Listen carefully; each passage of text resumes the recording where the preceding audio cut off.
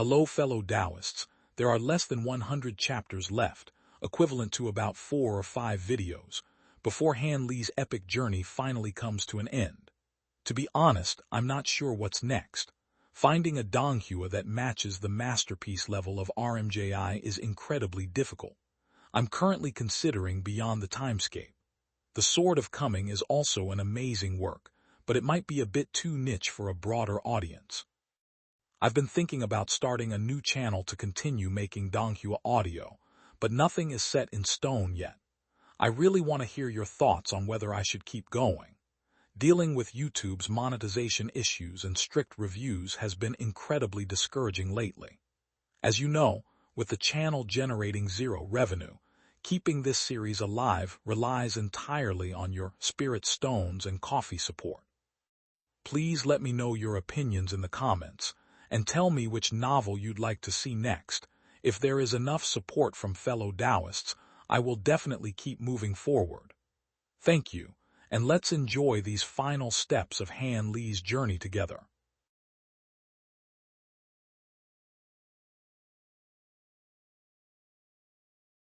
In front of the main entrance of the palace was a large horde of ghostly guards, led by a pair of extremely physically imposing ghostly generals. One of them possessed a human body, but an enormous and sinister-looking cow's head, and he was clad in a suit of black metal armor while wielding an iron staff, half of which was red, while the other half was blue. His companion also possessed a human body, but a long and hideous horse's face. He was clad in a suit of bright red armor, and in his hands were a crystalline, red chain and a skin-peeling ghostly claw with some specks of dried blood on its surface. The two of them were standing in a completely still, statuesque manner outside the palace, giving it an even more eerie and forbidding appearance. There was no plaque hanging above the entrance of the palace, and its gates were also currently tightly shut. Deep in the ground beneath the palace was a massive, underground space that was brightly illuminated by a large number of lit braziers, and at its center was a hexagonal stone platform that was over 10,000 feet in size and around 3 feet tall. Its surface was as smooth as a mirror, and at its center was a hexagonal pond that was filled with some type of dark red liquid. Hovering directly above the pond was a ball of dark red light, within which was a massive, hexagonal plate that was riddled with complex patterns, and it was giving off bursts of peculiar energy fluctuations and a unique aura that signaled an integral connection between the plate and the entirety of heaven and earth. Standing on the edge of the pond beneath the hexagonal plate was a tall, black-robed man whose face was completely concealed within a veiled, conical bamboo hat. The man's aura was completely restrained, but he had a mountainous presence that dwarfed even that of the hexagonal plate. At this moment, the man's head slightly lowered, and he seemed to have been lost in thought. All of a sudden, the sound of footsteps rang out from afar, and 2 women approached the stone platform. One of them was none other than Worm 3, and she was accompanied by the woman referred to as Rushwang by the cultivators of the Reincarnation Palace. Rushwang was identical in appearance and disposition to Nangong Wan, and the reality was that she really was Nangong Wan. Worm 3 was holding gently onto Rushwang's arm, and the latter's skin was slightly cold to the touch, presenting a stark contrast with the feverishly hot palm of Worm 3's hand. At this moment, Worm 3's mind was a complete mess, and she couldn't help but sneak the occasional glance at Rushwang as they walked alongside one another. After learning that Rushwang was her mother, Worm 3 found herself unable to regard her in the same way that she had in the past.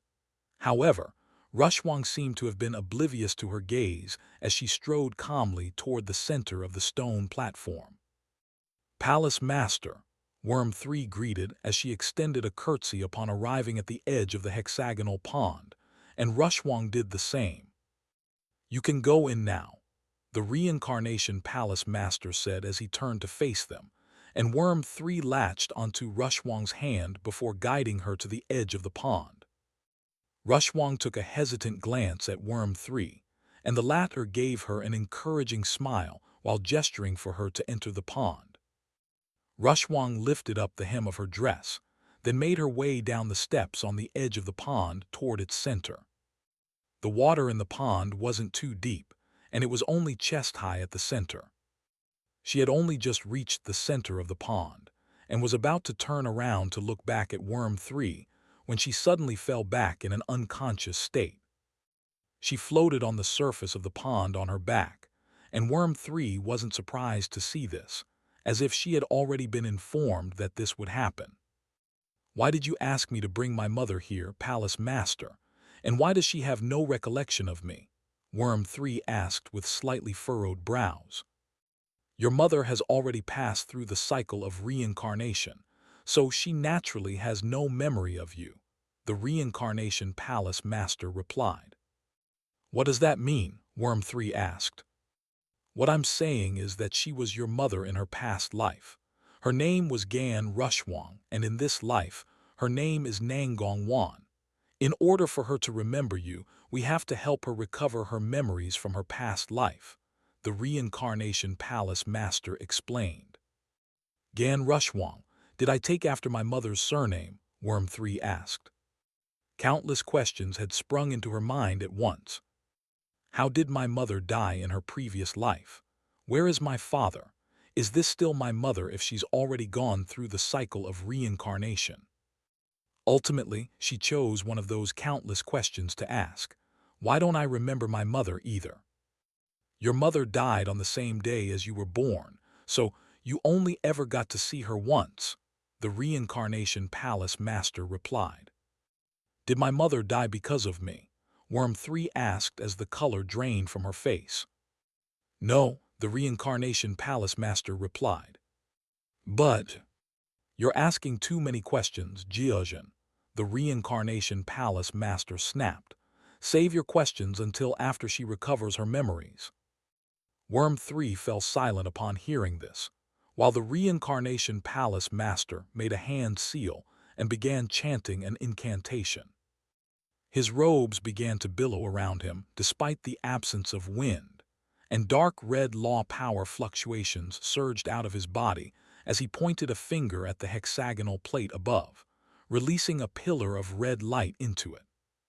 The hexagonal plate immediately began to revolve, and as time passed, it only sped up in its revolution. The red light around it also began to revolve, and a beam of red light came shining down upon Nangong Wan. Her brows furrowed slightly in her unconscious state, and her eyeballs began to roll around erratically beneath her eyelids, as if she had been cast into a chaotic dream. However, it didn't take long before she fell completely still again, and she slowly sank down to the bottom of the pond. Ali. In the Yellow Springs, Han Li's group had already emerged from the canyon of crimson clouds. "Once we emerge from this area, we won't be far away from the center of the lake," Gui Wu said, and Han Li nodded in response. The journey had been quite smooth thus far, indicating that this channel pointed out by Gui Wu was indeed a safe route. Around an hour later, the boat suddenly emerged into an open area that was completely devoid of crimson clouds and 6 paths gale winds. "Why is there a calm zone here?" Gui Wu exclaimed. "Isn't this a good thing?" Weeping Soul asked. "Not necessarily. The fact that there's a calm zone here indicates that there's been a change in our projected route, which means that the channel up ahead could be blocked. If that's the case, then we'll be trapped here," Han Li replied with a shake of his head. Right at this moment, he suddenly cast his gaze toward the wall of crimson clouds on the other side, and the wall had suddenly begun moving into the calm zone. Immediately thereafter, an enormous shadow appeared behind it, and a peculiar look appeared on Weeping Soul's face upon seeing this. A gargantuan, black beast that resembled a snapping turtle had emerged on the horizon between the Yellow Springs and the crimson clouds above. The creature had 4 enormous flippers that were stirring up black whirlwinds, providing it with the buoyancy that it required to keep its body aloft in midair. "How is this thing unaffected by the 6 paths gale winds?" Weeping Soul exclaimed. Gui Wu was even more astonished than Weeping Soul was. "This is impossible.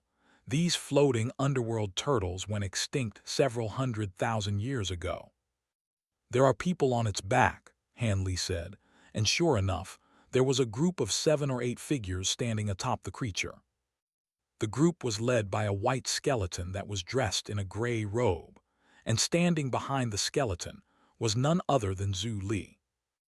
There were several more people standing behind Zhu Li, one of whom was Yin Luo, the leader of the ghostly army that had pursued Han Li's group earlier. At this point, the group had noticed Han Li as well, and a hint of killing intent flashed through Zhu Li's eyes as he sprang up into the air before swinging his axe down upon Han Li. "Zhu Li, stop!" Gui Wu yelled, but it was already too late. A crimson axe projection that was tens of thousands of feet in length came crashing down from the heavens with almighty power, slicing open numerous giant spatial rifts as it descended upon Han Li. Han Li remained completely unfazed, and he didn't even bother to spare a glance at Zhu Li as he casually swept a sleeve through the air, conjuring a shimmering, golden palm projection to oppose the axe projection. His gaze had been focused on the white skeleton this entire time, as its aura was the only one that he was unable to glean out of the group of figures standing atop the giant turtle. The palm projection was no more than 10 feet in size, and it was made to appear utterly diminutive in the face of the mountainous axe projection.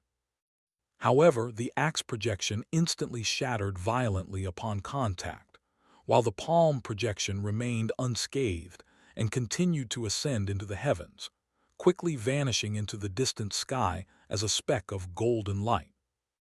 An astonished look appeared in Zhu Li's eyes as he stared after the golden palm projection that was racing away into the distance. The white skeleton also took a glance in the same direction, then directed its gaze toward Han Li. "What the hell is wrong with you, Zhu Li? Can't you see that the Infernal King and I are on this boat?" Gui Wu yelled in a furious manner. "Gui Wu, is that you? I thought you were dead," Zhu Li exclaimed. Gui Wu paid no heed to him as he cupped his fist in a respectful salute, then extended a deep bow toward the white skeleton from afar. "Junior Gui Wu pays his respects to Senior Bone Emperor." Bone Emperor nodded in response, then asked, "What are you doing with these cultivators from the true immortal realm?" His voice had an ethereal quality to it, like countless voices layered on top of one another, making it impossible to tell where it was coming from. "We are here to hunt down the Reincarnation King," Gui Wu hurriedly replied. "I presume that you must be here for the same purpose, Senior Bone Emperor. If that's the case, then please allow us to join you." Han Li's brows furrowed slightly upon hearing this. He had never agreed to go after the Reincarnation King with Gui Wu. Instead, he had only come here for the 6 Paths Reincarnation Plate. However, he didn't dare to raise any objections in the presence of this Bone Emperor, seeing as he was clearly someone that was very much feared and respected even by Gui Wu and Zhu Li. "In that case, I'm willing to set our past differences aside," Zhu Li said. "What do you think, Senior Bone Emperor?" "It makes no difference to me," Bone Emperor replied in a nonchalant manner. Clearly, Han Li and the others were nothing in his eyes. "I don't recall this being in the terms of our agreement, fellow Taoist Gui Wu," Han Li said in a cold voice through voice transmission. "Think about it this way, fellow Taoist Han. The 6 Paths Reincarnation Plate is in the possession of the Reincarnation King, so if we want to claim it for ourselves, then a battle against him is entirely unavoidable. I guarantee you that you'll be able to use the 6 Paths Reincarnation Plate as long as we can defeat the Reincarnation King," Gui Wu urged. Han Li weighed up his options for a moment, and he ultimately decided that he still wanted no part in this. He had no intention of getting involved in the conflicts of the underworld, particularly when he knew next to nothing about the people that he was going to be working with. However, before he had a chance to respond, Gui Wu continued, "Senior Bone Emperor is a true Dao ancestor, and he won't hesitate to kill anyone that he doesn't like the look of, so do not go against him. I'm making this proposal for your own safety. In a way, this is a positive development. With Senior Bone Emperor on our side, the Reincarnation King won't pose any threat to us. I think it's best to avoid a conflict here, Master," Weeping Soul chimed in through voice transmission. After a brief silence, Han Li finally nodded in agreement, and Gui Wu was ecstatic to see this. With that, they stowed the bamboo boat away, then flew onto the giant turtle's back to travel to the center of the lake with Zhu Li and the others. Before long, the group arrived near the island at the center of the lake, but they were stopped in their tracks by the wall of crimson clouds around the island. "Allow me, Master Bone Emperor," a dark-skinned man said as he stepped forward from behind Bone Emperor. Outside of Zhu Li, the other 6 members of Bone Emperor's entourage were all also at the Great Encompassment stage, with the dark-skinned man possessing the loftiest cultivation base at the pinnacle of the mid-Great Encompassment stage. Among the remaining 5 cultivators, there was a wraith-like black-robed figure who was also at the mid-Great Encompassment stage, while the rest were all at the early Great Encompassment stage. Bone Emperor raised no objections, so the dark-skinned man brought his hands together in front of himself to form a profound seal. A giant black projection with 2 heads and 4 arms emerged behind the man, and it quickly took on a substantial form, transforming into a massive ghostly entity clad in a suit of black armor. Its armor was riddled with complex patterns and encompassed the entity's entire body. Even its 2 heads were obscured, so its true appearance was concealed, but it was giving off a tremendous aura that was even more powerful than that of the dark-skinned man himself. The ghostly entity threw its head to the heavens and let loose a thunderous roar, upon which a storm of black light erupted out of its body to force back the nearby gusts of 6 paths gale winds. Violet's spirit was almost blown away by the storm, but she was steadied by Han Li's firm hand. "Thank you, Brother Han," she said, and Han Li waved a hand in response before giving a slight shake of his head at the sight of the attack unleashed by the ghostly entity. Sure enough, the storm of black light was only able to raise some faint ripples over the wall of crimson clouds, but aside from that, the wall remained completely unmoved. A stunned look appeared on the dark-skinned man's face upon seeing this, and right at this moment, around a dozen thick bolts of crimson lightning shot out of the wall of clouds without any warning. The bolts of lightning pierced through the armor-clad ghostly entity's armor and body with ease, and it let loose an agonized wail before disintegrating into a cloud of black smoke. The dark-skinned man shuddered violently, and he stumbled back close to 20 steps before falling to one knee and throwing up a mouthful of blood. "Useless," Bone Emperor harumphed coldly, and the dark-skinned man hurriedly began kowtowing for mercy. At the same time, he was kicking himself for his failed attempt at currying favor with his master.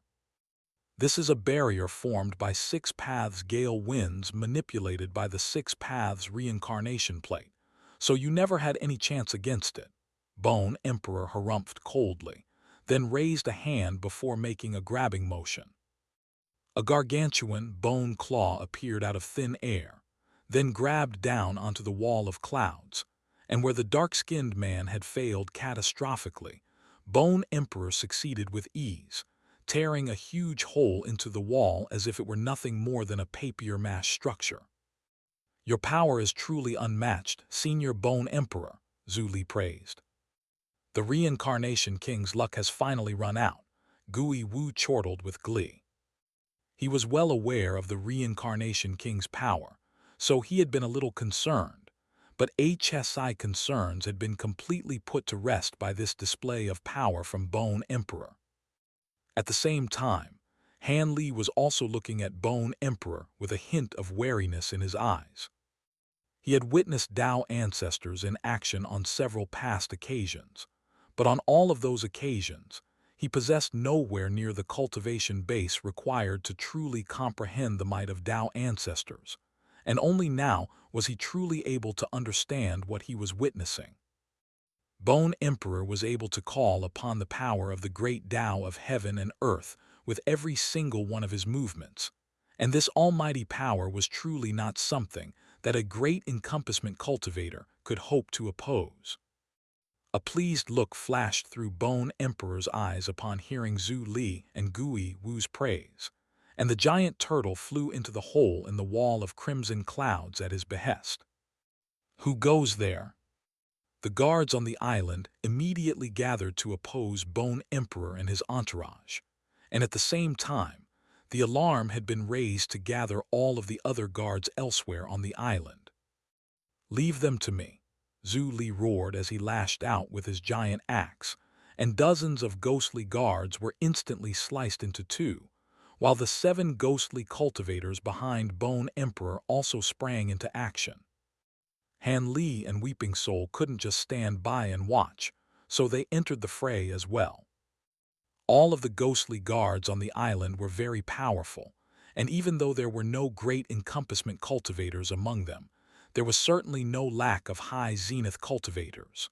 Furthermore, they were present in huge numbers, so even though Han Li and the others had gained a firm upper hand, they were unable to immediately overwhelm their adversaries. "Get back!"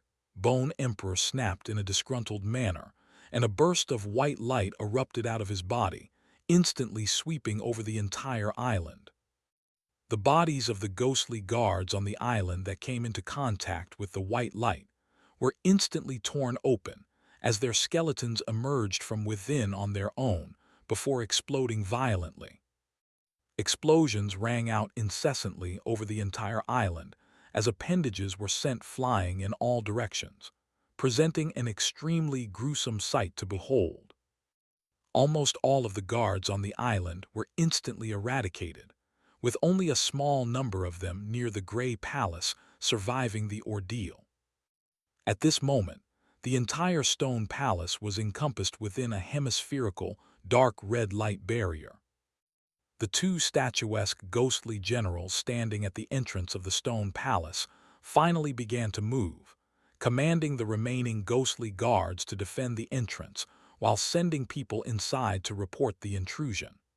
There was a strange continent called the Heavenly Prayer Continent in the Middle Earth Immortal region. The local cultivators of the continent didn't spend their time cultivating or refining pills and treasures. Instead, everyone was enamored with the art of divination. Through their divination, they gleaned the fates of others, predicting the course of their great Tao and the future heights that they could potentially reach. In the mortal world, divination had been used to find those who were blessed with a regal destiny, and those people could be supported into fulfilling their destiny of founding mortal empires, thereby granting their backers tremendous profits. As for those in the cultivation world, they used divination to find bright prospects with an aptitude for cultivation, and some who were particularly skilled in this art were even able to take a child that hadn't yet begun cultivating and glean the heights that they would ultimately be able to reach. Equipped with this skill, these people helped immortal sects search for cultivation prodigies in exchange for handsome compensation. The prosperity of the Heavenly Prayer Continent could be in large part attributed to the largest sect on the continent, a sect by the name of the Heavenmen sect. Just this one sect alone presided over half of the Heavenly Prayer Continent, and the sect had been in existence for countless years, with countless disciples under its prestigious manner. It was no exaggeration to say that all of the divination techniques under the heavens could have their origins traced back to this sect. Additionally, the Heavenmen sect also had a secret technique that involved using quintessential divine rocks to refine various objects with clairvoyant abilities, the most renowned of which was the chaotic myriad spirit roll, an object that was able to predict the emergence of profound heavenly treasures. 1. Before the profound heavenly spirit/sword first appeared in the spirit realm, the chaotic myriad spirit roll had already displayed a premonition, and even pointed out the area in which the profound heavenly treasure was set to emerge. Whenever cultivators of the Heavenmen sect left their sect to travel the world, they often concealed their own identities, or posed as cultivators of other sect to avoid the attention of those who wished to force them to use their powers of clairvoyance against their will. The sect was situated in the eastern region of the Heavenly Prayer continent, and it encompassed the Resting Dragon, Heavenly Cycle, and 100 mountain ranges. Of those three, the Resting Dragon mountain range was the main foundation of the sect. The Heavenmen sect had been situated in the Resting Dragon mountain range back when it was first founded, and its main peak, the Rising Dragon Peak, had since become a restricted area of the sect, one that was accessible only to the sect leader and several grand elders. The Heavenly Inquiry Peak that neighbored the Rising Dragon Peak was where the sect's core disciples cultivated, and the mountain was littered with heavenly observation altars for disciples to observe the heavens from. At this moment, there were several Heavenmen sect disciples standing behind an authoritative-looking elderly man on an altar that extended out of the mountain, and one of them, a demonic disciple with the body of a human and the head of a goat, cupped his fist in a salute as he asked, "We are about to travel to the immortal regions for our training. Do you have any instructions for us, Elder Fu Feng? Once you reach the immortal regions, you'll most likely be assigned with the task of manning the ascension platforms. Remember not to take any ascended cultivator lightly. All of them must possess certain extraordinary traits to have allowed them to ascend from their respective lower realms," Elder Fu Feng said. "We'll be sure to keep that in mind, Elder Fu Feng," the disciples answered in unison. "Also, when it comes to cultivators who have ascended from those legendary lost realms, do not perform divination on them lightly. If you can befriend them, then do so, but if you can't, then make sure to completely sever all karmic ties with them," Elder Fu Feng continued. The disciples were a little perplexed to hear this, but they all gave affirmative responses, nevertheless. Following their departure, a reminiscent look appeared in Elder Fu Feng's eyes as he cast his gaze into the distance and murmured to himself, "I wonder how high he's ascended right now." Many years ago, he had met an ascended cultivator from a lost realm while serving at an ascension platform in the northern glacial Immortal region under the alias of Gao Sheng from the Stone Ditch Palace. At the time, his curiosity had driven him to use his divination techniques on the ascended cultivator, and even though he was only able to glean fragmented glimpses of the latter's future, that was enough to alter his image from that of a handsome young man to his current elderly appearance, and no rejuvenation techniques were able to reverse the transformation.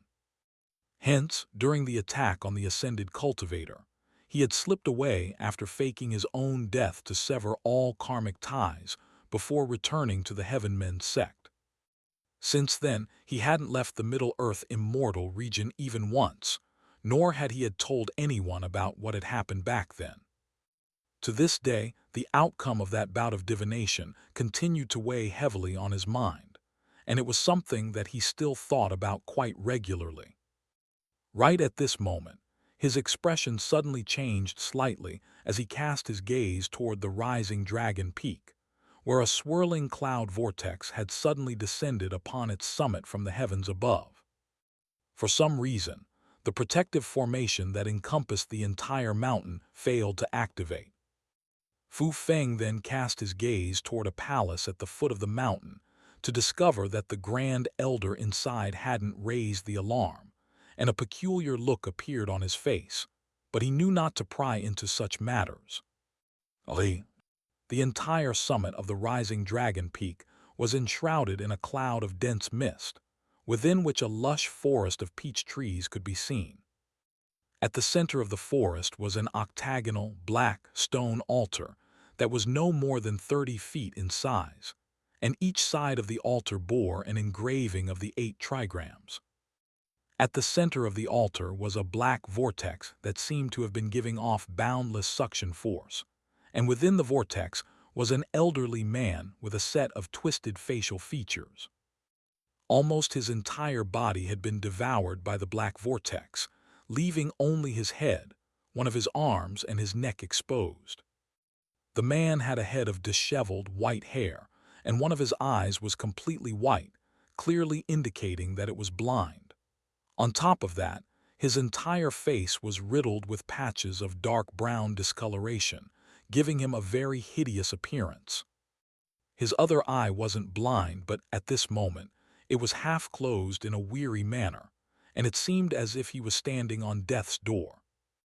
Right at this moment, the vortex of clouds descended silently beside the altar, and a figure emerged from within it. It was a tall and fair-skinned man with a pair of long and thin eyes. His nose wasn't particularly pronounced, and he had a pair of very thin lips. Overall, there was an air of grace and serenity about him, but he was seated on a white jade wheelchair. He was dressed in a long, white robe, and there was a golden belt around his waist, hanging from which was a 9-dragon jade pendant and a golden tassel. As soon as he appeared, the elderly man's eye immediately sprang wide open to reveal a burst of radiant, golden light within, and he said in a hoarse voice, "You've finally come." "Indeed," the man on the wheelchair replied in a calm manner. "I suppose you were always bound to come," the elderly man said with a wry smile. "What do you want from me this time?" "I want you to carry out divination for me, Chen Tuan," the wheelchair-bound man replied. The man that was almost fully submerged in the black vortex was none other than the founder of the Heaven Men sect, Patriarch Chen Tuan. Who could have imagined that this hideous elderly man that was on the verge of being devoured by the heavenly Tao would be the vastly renowned clairvoyance Tao ancestor of the heavenly court? "I promised you 36 heavenly divinations and 72 earthly divinations. You have already requested 106 divinations from me, leaving 2 heavenly divinations left, but I can only perform 1 more for you," Patriarch Chen Tuan said. "I want to ask you to look into the Reincarnation Palace Master again. If he isn't eliminated, he'll continue to remain a potent thorn in our side," the wheelchair-bound man requested. "The Reincarnation Palace Master has mastered the laws of reincarnation, allowing him to hide in the cycle of reincarnation, so my divination no longer works on him.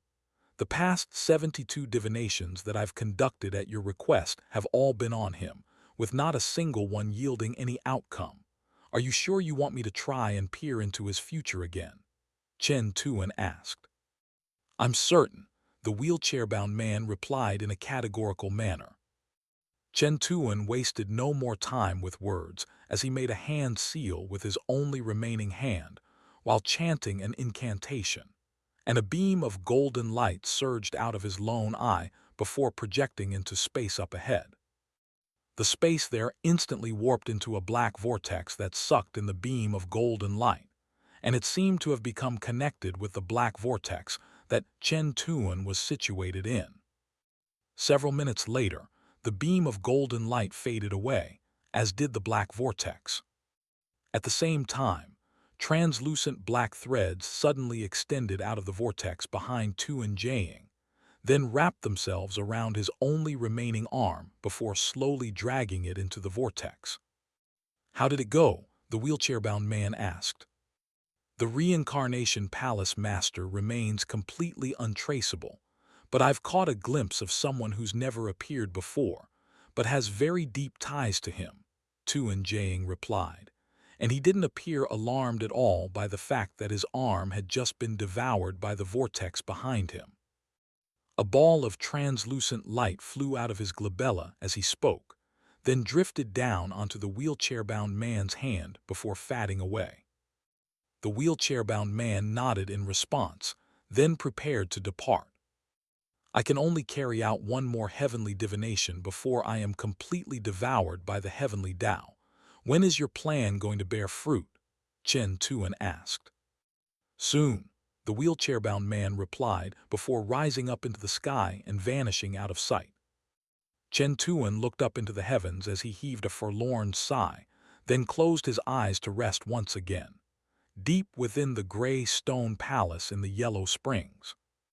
The Six Paths Reincarnation plate was revolving rapidly at the Reincarnation Palace Master's behest, and a beam of red light shot out of its center, then spread over Nangong Wan's body to form a red light barrier. At this point, Nangong Wan's entire body had already risen up out of the pond to be suspended in midair, and there was a film of hazy, white light over her entire body. Countless flashing images could be seen within the film of light, and they seemed to have been depicting different memories. If Han Li were present, he would be able to identify those images as ones that depicted Nangong Wan's past, and there were many that featured him. The Reincarnation Palace Master swept his gaze over the flashing images, then cast an incantation seal into the center of the Six Paths Reincarnation plate. All of the runes on the Six Paths Reincarnation plate instantly lit up, and at the same time, 6 glowing black holes appeared on its surface. The holes were pitch black with no bottom in sight, as if they were connected to some mysterious place. With a sweep of his other sleeve, a burst of dark red light shot out of the Reincarnation Palace Master's hand, then transformed into a hand projection that reached into one of the black holes. Moments later, the hand returned with a cloud of rainbow light held in its grasp, and within the cloud were countless more flashing memories. A hint of elation flashed through the Reincarnation Palace Master's eyes upon seeing this, and he cast the cloud of light into Nangong Wan's body. Nangong Wan shuddered violently, and a layer of dreamy, orange light surfaced over her body to join the layer of white light, and the 2 layers of light began revolving around her, while the Reincarnation Palace Master used the Six Paths Reincarnation plate to try and assist the layer of orange light in subjugating the white one. However, the layer of white light proved to be very resilient, and it continued to firmly occupy its own territory. Nangong Wan's eyes were firmly shut, and her brows were tightly furrowed in agony, while Worm 3 looked on with a tense expression. The Reincarnation Palace Master's brows furrowed slightly as he stopped what he was doing for a moment. "Is there something wrong, Palace Master?" Worm 3 asked in an apprehensive manner. "Your mother's physical constitution in this lifetime is very compatible with the laws of reincarnation. As a result, her memories are proving to be more stubborn than I anticipated, and they're very difficult to suppress. If I do so by force, I'm worried that I'll harm her in the process," the Reincarnation Palace Master explained. "Is there any other way?" Worm 3 hurriedly asked in a concerned manner. The Reincarnation Palace Master was just about to respond when he suddenly cast his gaze outside, right as the sounds of a battle began to ring out. "Are we under attack?" Worm 3 exclaimed with a surprised expression. "It's Bone Emperor. He put on an act and pledged his subordination to me all those years ago, but it seems like he's still not willing to give up on the Six Paths Reincarnation plate. Oh, he's here as well. What a coincidence," the Reincarnation Palace Master remarked with a hint of surprise in his voice. "Who's he?" Worm 3 asked. The Reincarnation Palace Master offered no response.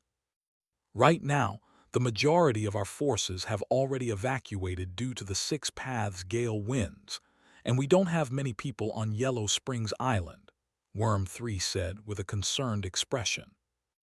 "It's fine. I've already made preparations for this scenario, and it'll serve as a good opportunity for me to eradicate some disloyal subordinates. It's just a pity that fewer people have turned up than what I expected. Use this reincarnation badge to support the formation outside and keep Bone Emperor at bay for now. I'll be with you as soon as I'm done here." the Reincarnation Palace Master said as he swept a sleeve through the air to release a ball of dark red light. Within the ball of light was a strange, hexagonal badge that resembled a miniature Six Paths reincarnation plate, and there were countless specks of dark red starlight shimmering on its surface. Worm 3 caught the badge and immediately flew out of the palace, while the Reincarnation Palace Master murmured to himself, "It's been a very long time since I've displayed my powers. Perhaps everyone has already forgotten about me and is only aware of Gu Huijin now." Ali. Hanli descended near the stone palace with Bone Emperor and the others, and an intrigued look appeared on his face at the sight of the dark red light barrier around the palace. The light barrier was imbued with extremely formidable reincarnation law powers, and for some reason, it struck him with a sense of familiarity. "He's trying to keep me out with this reincarnation formation. What a joke!" Bone Emperor sneered as he swept a sleeve through the air once again, and a vast expanse of white light instantly appeared over the entire sky. An earth-shattering boom rang out as the heavens were split into two, and a gargantuan, white, bone claw descended from above before grabbing down onto the dark red light barrier below. This bone claw was over 10 times more powerful than the previous one, and the entire island was split into pieces by its unfathomable power. The pieces of the island sank into the yellow springs, leaving only the gray palace and the surrounding light barrier hovering in midair. At this moment, the dark red light barrier was trembling violently, and even though it was able to keep the bone claw at bay, it clearly wasn't going to be able to resist for much longer.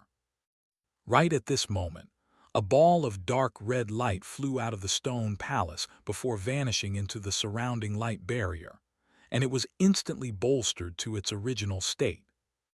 At the same time, a layer of dark red light appeared over the surface of the entire yellow springs, and the dark red light also rose up into the air to clash against the white light above.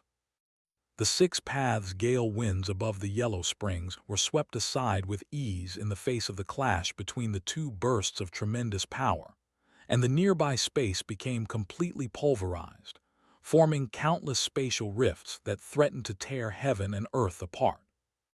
Immense suction force surged out of the surrounding fractured space, and Han Li's group of 5 immediately banded together upon seeing this, summoning their protective immortal treasures to form a barrier around themselves. Zhu Li and the others had also gathered around Bone Emperor, and after a brief hesitation, Gui Wu drifted over to Bone Emperor's camp. Han Li raised an eyebrow upon seeing this, but made no attempt to stop him. Thanks to the reincarnation formation, the yellow springs down below had also been preserved instead of being devoured by the fractured space. Right at this moment, a petite figure flew out of the palace, and Han Li was surprised to discover that it was none other than Worm 3. She had also noticed Han Li's group as well, and she was clearly surprised to see them, but the situation was too urgent for her to acknowledge their presence. She began chanting an incantation while making a string of hand seals, and a radiant, dark red light surged out of her body to form a wheel-like projection. The dark red light spread over the yellow springs also began to transform, taking on the form an enormous wheel that overlooked the entirety of the yellow springs with the gray palace at its center. A dark red formation that was over 100 feet in size had also appeared over the light barrier around the palace, and there were countless tiny, dark red runes dancing within it.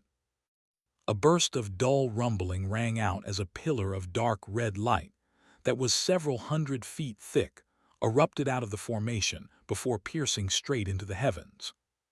The pillar of light was filled with countless flashing, dark red runes, and it was giving off an incredibly heavy, yet simultaneously peerlessly sharp aura.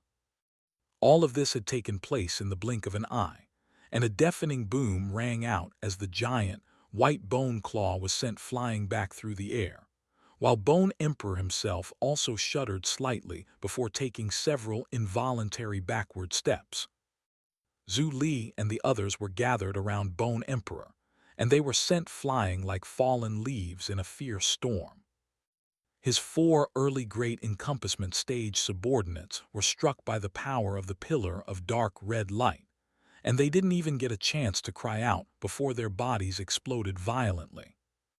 The rest of Bone Emperor's entourage was able to get away just in time to suffer the same fate, but somehow, Gui Wu was also able to save himself, even though he should have been the most vulnerable one of the group, given that he was only a soul fragment. As for Han Li's group, they had been standing quite far away to begin with, and Han Li had led everyone on a retreat as soon as the pillar of dark red light appeared, so they remained completely unscathed. "Isn't that Worm 3, Master? What is she doing here? Isn't this supposed to be the Reincarnation King's territory?" Weeping Soul asked through voice transmission. "Perhaps this Reincarnation King has something to do with the Reincarnation Palace," Jin Tong speculated. "That's definitely a possibility. In any case, let's just stand by and observe for now," Han Li said, and Weeping Soul and Jin Tong nodded in response. Han Li then also instructed Shi Chuankong and Violet Spirit to stay put, and neither of them raised any objections. But at the moment, there was a rather grim look on Shi Chuankong's face. He and Violet Spirit had only been released from the Flower Branch domain not too long ago, and only then had he learned that Bone Emperor and his entourage were also after the 6 Paths reincarnation plate. Given the current situation, not only had his chances of securing the treasure become very slim, he seemed to have also been swept up in a conflict that he wished to take no part in. In contrast, Violet Spirit was looking quite calm, and it seemed that she was content to follow Han Li's lead. Han Li could sense Shi Chuankong's unease, and he turned his gaze back to the stone palace down below as he said, "If anything goes wrong, all of you should return to the Flower Branch domain." Whatever attack that Worm 3 had just unleashed had been so formidable that it had managed to even force back Bone Emperor. So it was most likely the case that the formation around the Stone Palace had been set up by none other than the Reincarnation Palace Master himself. With that in mind, it was clear that the Reincarnation King and the Reincarnation Palace Master were one and the same. At this moment, Worm 3 was confronting Bone Emperor on her own without displaying any fear.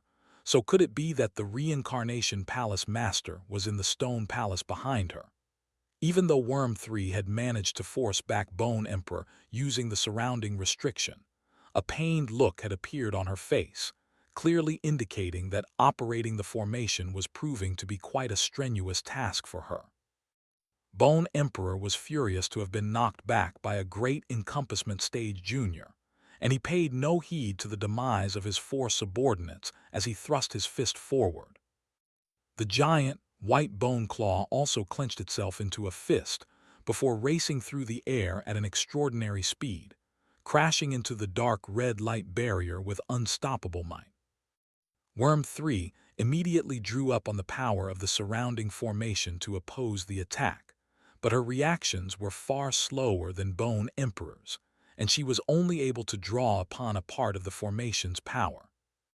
The 2 bursts of light, one white and one red, clashed against one another before exploding violently, creating a massive storm of power that swept away everything in the surrounding area. The storm was particularly lethal as it was interspersed with countless fragments of white and dark red light, every single one of which was like an incredibly sharp dagger that tore even more gashes into the already severely ravaged space. A burst of golden light instantly erupted out of Han Li's body to encompass Shi Chuankong and the others, following which he sped away into the distance to evade the spreading storm. Zhu Li and the others also hurriedly fled the scene, but they were a little slower to react than Han Li. Despite this, Zhu Li was still able to get away just fine, relying on his tremendous cultivation base to rush to safety as a rapid streak of crimson light. However, the dark-skinned man, the black-robed wraith, and Gui Wu were not so fortunate, and they were swept up by the almighty storm. The dark-skinned man had already been severely wounded by the restriction around the island earlier, and a hint of panic surfaced in his eyes as he let loose a wild roar, and transformed into a black skeleton that stood at several hundred feet in height with 2 heads and 4 arms.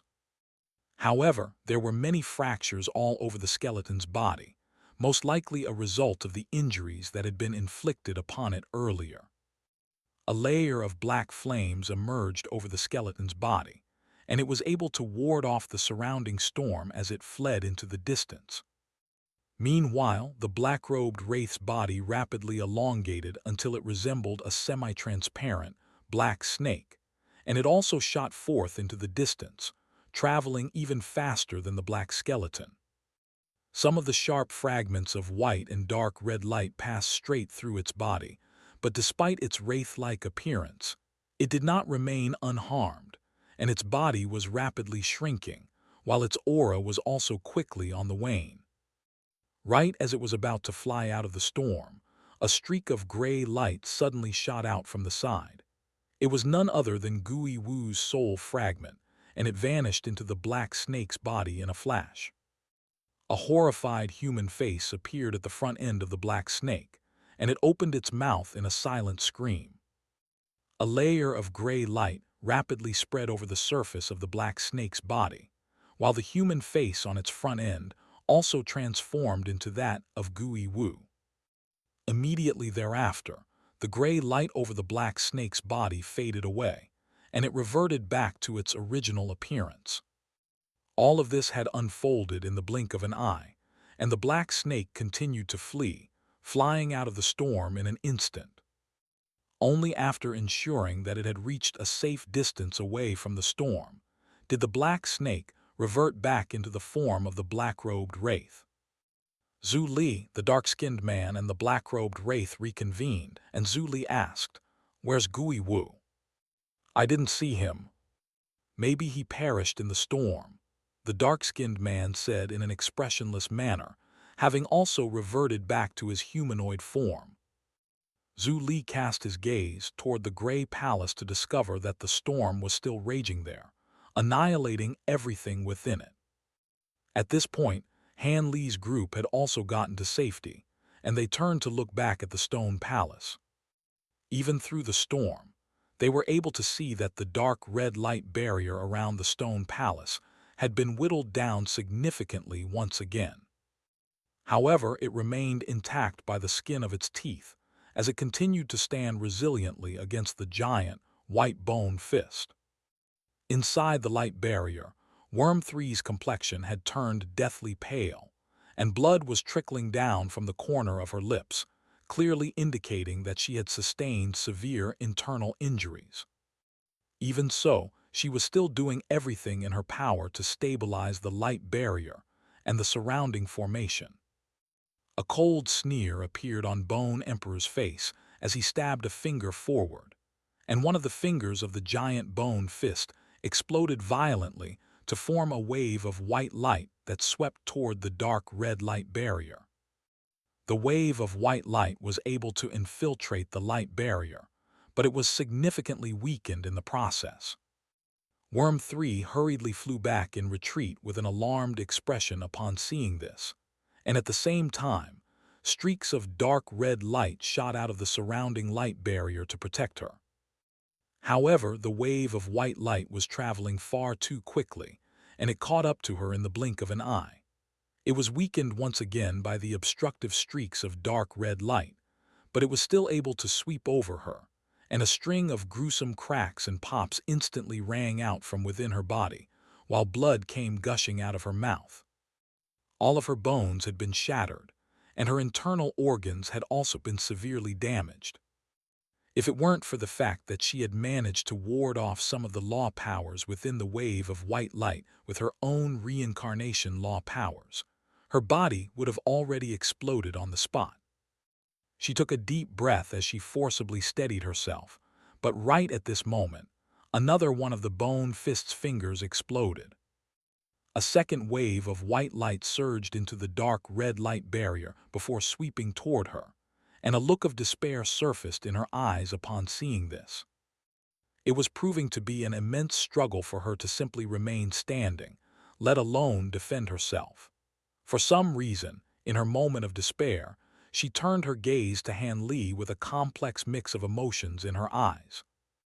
Han Li's brows furrowed slightly upon seeing this.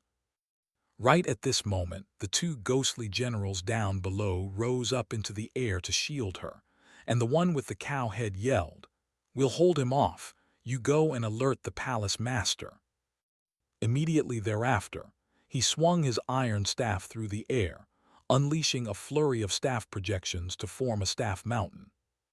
All of the staff projections were giving off bursts of crimson and blue light, which intertwined with one another to form a bouquet of red and blue flowers that raced toward the oncoming wave of white light. At the same time, the horse-faced ghostly general lashed out with his crystalline chain and skin-peeling ghostly claw to conjure up a wall of chains, in front of which was a mountainous, white ghostly claw that was enveloped in a layer of white bone flames. Both of the ghostly generals were at the great encompassment stage, and their combined powers were nothing to be scoffed at. But the mountain of staff projections and the ghostly white claw were both instantly eradicated upon contact with the wave of white light, and the wall of chains was also breached without being able to offer any resistance.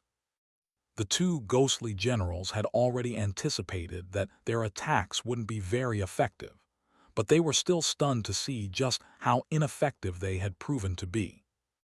However, as opposed to backing down, both of them chose to self-detonate in a final, self-sacrificial act to defy the oncoming wave of white light. Unfortunately, the wave of white light was traveling so quickly that it swept over their bodies before they were able to self-detonate, and a string of gruesome sounds instantly rang out from within their bodies, following which they were reduced to piles of mincemeat. The wave of white light continued onward without pause, reaching Worm 3 in the blink of an eye. The two ghostly generals hadn't bought her much time at all, and she was still in no condition to be defending herself. A defeated look appeared on her face as she closed her eyes and accepted her fate. Right at this moment, a burst of golden light erupted onto the scene, encompassing the entirety of the gray palace. The wave of white light was instantly slowed down to a crawl. Far away in the distance, an enormous golden spirit domain had taken shape around Han Li, and Weeping Soul and the others were nowhere to be seen. Worm 3's eyes sprang open as an ecstatic look appeared on her face, and she flew arduously to the side to just barely evade the wave of white light. "I knew you were up to no good, you little rat. If it isn't for the fact that your special physical constitution could help me ward off the assimilation of the heavenly Tao, I would have already killed you on the spot." Bone Emperor harumphed coldly as he reached out in Han Li's direction, and another gargantuan, white bone claw appeared in the heavens above before making a grab for him. All of the air, space, and the world's origin chi beneath the giant claw instantly became as hard as a rock, sealing everything within the area. However, right before the emergence of the bone claw, a path of golden light had already appeared beneath Han Li's feet, and he had vanished from the spot before the bone claw had a chance to seal the space around him. The path of golden light extended all the way to the dark red light barrier, where it was stopped in its tracks, and Han Li appeared upon it, seemingly out of thin air. This path of golden light was the ubiquitous path ability of the true mantra sect, and it had been passed down to him by Patriarch Myro in the Yama manner. "Let me in, Worm 3, Han Li called out in an urgent manner through voice transmission. He had no confidence in his ability to oppose Bone Emperor on his own. Worm 3 faltered slightly upon seeing this, then immediately snapped back to her senses before casting an incantation seal toward the dark red light barrier. "You think you can just get away? "Get back here!"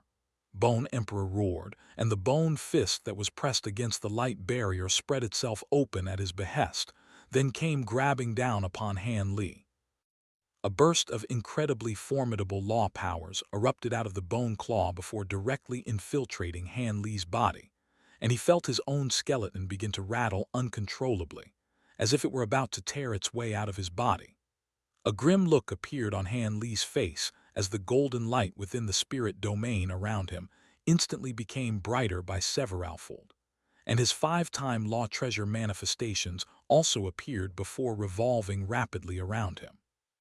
His mantra-treasured axis was hanging high up in the sky like a radiant moon, and his time-severing torch transformed into a dazzling sea of stars, while a winding river of time flowed out of his clear time vial. At the same time, his illusory dawn hourglass transformed into a vast, golden desert, upon which a lush oasis took shape in the form of the Eastern Vicissitudes divine tree. All of these time, law treasure manifestations were substantial entities, and it was as if a small world had appeared around the Gray Palace. 5 bursts of tremendous time law powers instantly intertwined with one another to dispel the strange law powers surging out of the bone claw, and as Han Li continued to channel his great 5 elemental illusion mantra with all his might, the power of his spirit domain became more potent, but it didn't expand any further. The larger a spirit domain became, the more scattered its power would be. Bone Emperor cast an incantation seal into the giant bone claw, and the 2 fingers that had previously exploded instantly reformed, following which all 5 fingers came crashing heavily down upon Han Li's spirit domain like 5 giant blades. 5 huge gashes were instantly torn into Han Li's spirit domain, almost splitting it into 6 sections, but it was able to resiliently hold itself intact. Right at this moment, a streak of dark red light shot out of Worm 3's fingertip before vanishing into a section of the light barrier near Han Li, and an opening appeared before him. Han Li immediately pounced on the opportunity, channeling his reversal true axis ability to fly into the light barrier at an incredible speed. At the same time, his time-spirit domain shrank down to only several hundred feet in size, and it sealed the opening in the light barrier to prevent anyone from sneaking in after him. However, before Worm 3 had a chance to close the opening, a streak of white light shot forth from afar, and it tore its way into Han Li's spirit domain with ease before appearing within the opening, revealing itself to be a white bone spear that was several dozen feet in length. There were countless twisted runes flowing over the spear, and it was giving off an incredibly formidable deathly aura, coupled with immense penetrative power. Having just hurled the spear into the opening in the light barrier from afar, Bone Emperor immediately came racing onto the scene from afar. Han Li knew that Bone Emperor had to be kept out of the light barrier at all costs, and a flurry of time, law threads instantly shot out of his body before fusing into the time-spirit domain at his behest. All 5 time law treasure manifestations began to glow even more radiantly than before, and 5 bursts of time law powers surged through the spirit domain, giving everything a hazy and indistinct appearance. The bone spear was instantly stopped cold in its tracks, and its aura was rapidly waning. At the same time, Han Li channeled his heavenly baleful purgatory arts, and all 1,799 of his profound acupoints lit up at once. Simultaneously, he channeled all 12 of the true spirit bloodlines in his body, then threw an almighty punch at the bone spear. 12 true spirit projections emerged around him before instantly fusing back into his body, and a vast expanse of black light erupted out of his body before transforming into a massive, black vortex that gave off a burst of tremendous suction force. The nearby space trembled violently as one spatial passageway after another appeared, and bursts of pure energy surged out of them in a frenzy. There was energy of all types of attributes, but it predominantly consisted of devilish chi, and there was also a particularly formidable burst of energy surging out of the gray palace. All of the energy converged toward Han Li before surging into his body, and a faint cracking sound rang out as a bright speck of light emerged over his glabella. Back on Eight Plains Mountain, he had opened 1,799 of his 18,000 profound acupoints using the heavenly baleful purgatory arts, but the final one had proved unexpectedly stubborn. In this dire situation, Han Li was channeling his heavenly baleful purgatory arts and all 12 of his true spirit bloodlines at once in a reckless act of desperation, and it proved to be the catalyst that was required to finally carry him to the summit. A layer of dark purple scales surfaced over his entire body, and he swelled to over 100 times his original size, transforming into a dark purple devilish giant that was over 1,000 feet tall. In this form, he possessed 12 heads, each of which was displaying a different emotion. At the same time, 11 additional pairs of arms had sprouted from his body, and they were all making different hand seals as well. A burst of dark purple light erupted out of his gargantuan body, and it swept through the surrounding area with immense power, causing the dark red light barrier to shudder violently. Han Li was overjoyed by this transformation, but he had no time to celebrate as his fist dealt the bone spear an almighty blow.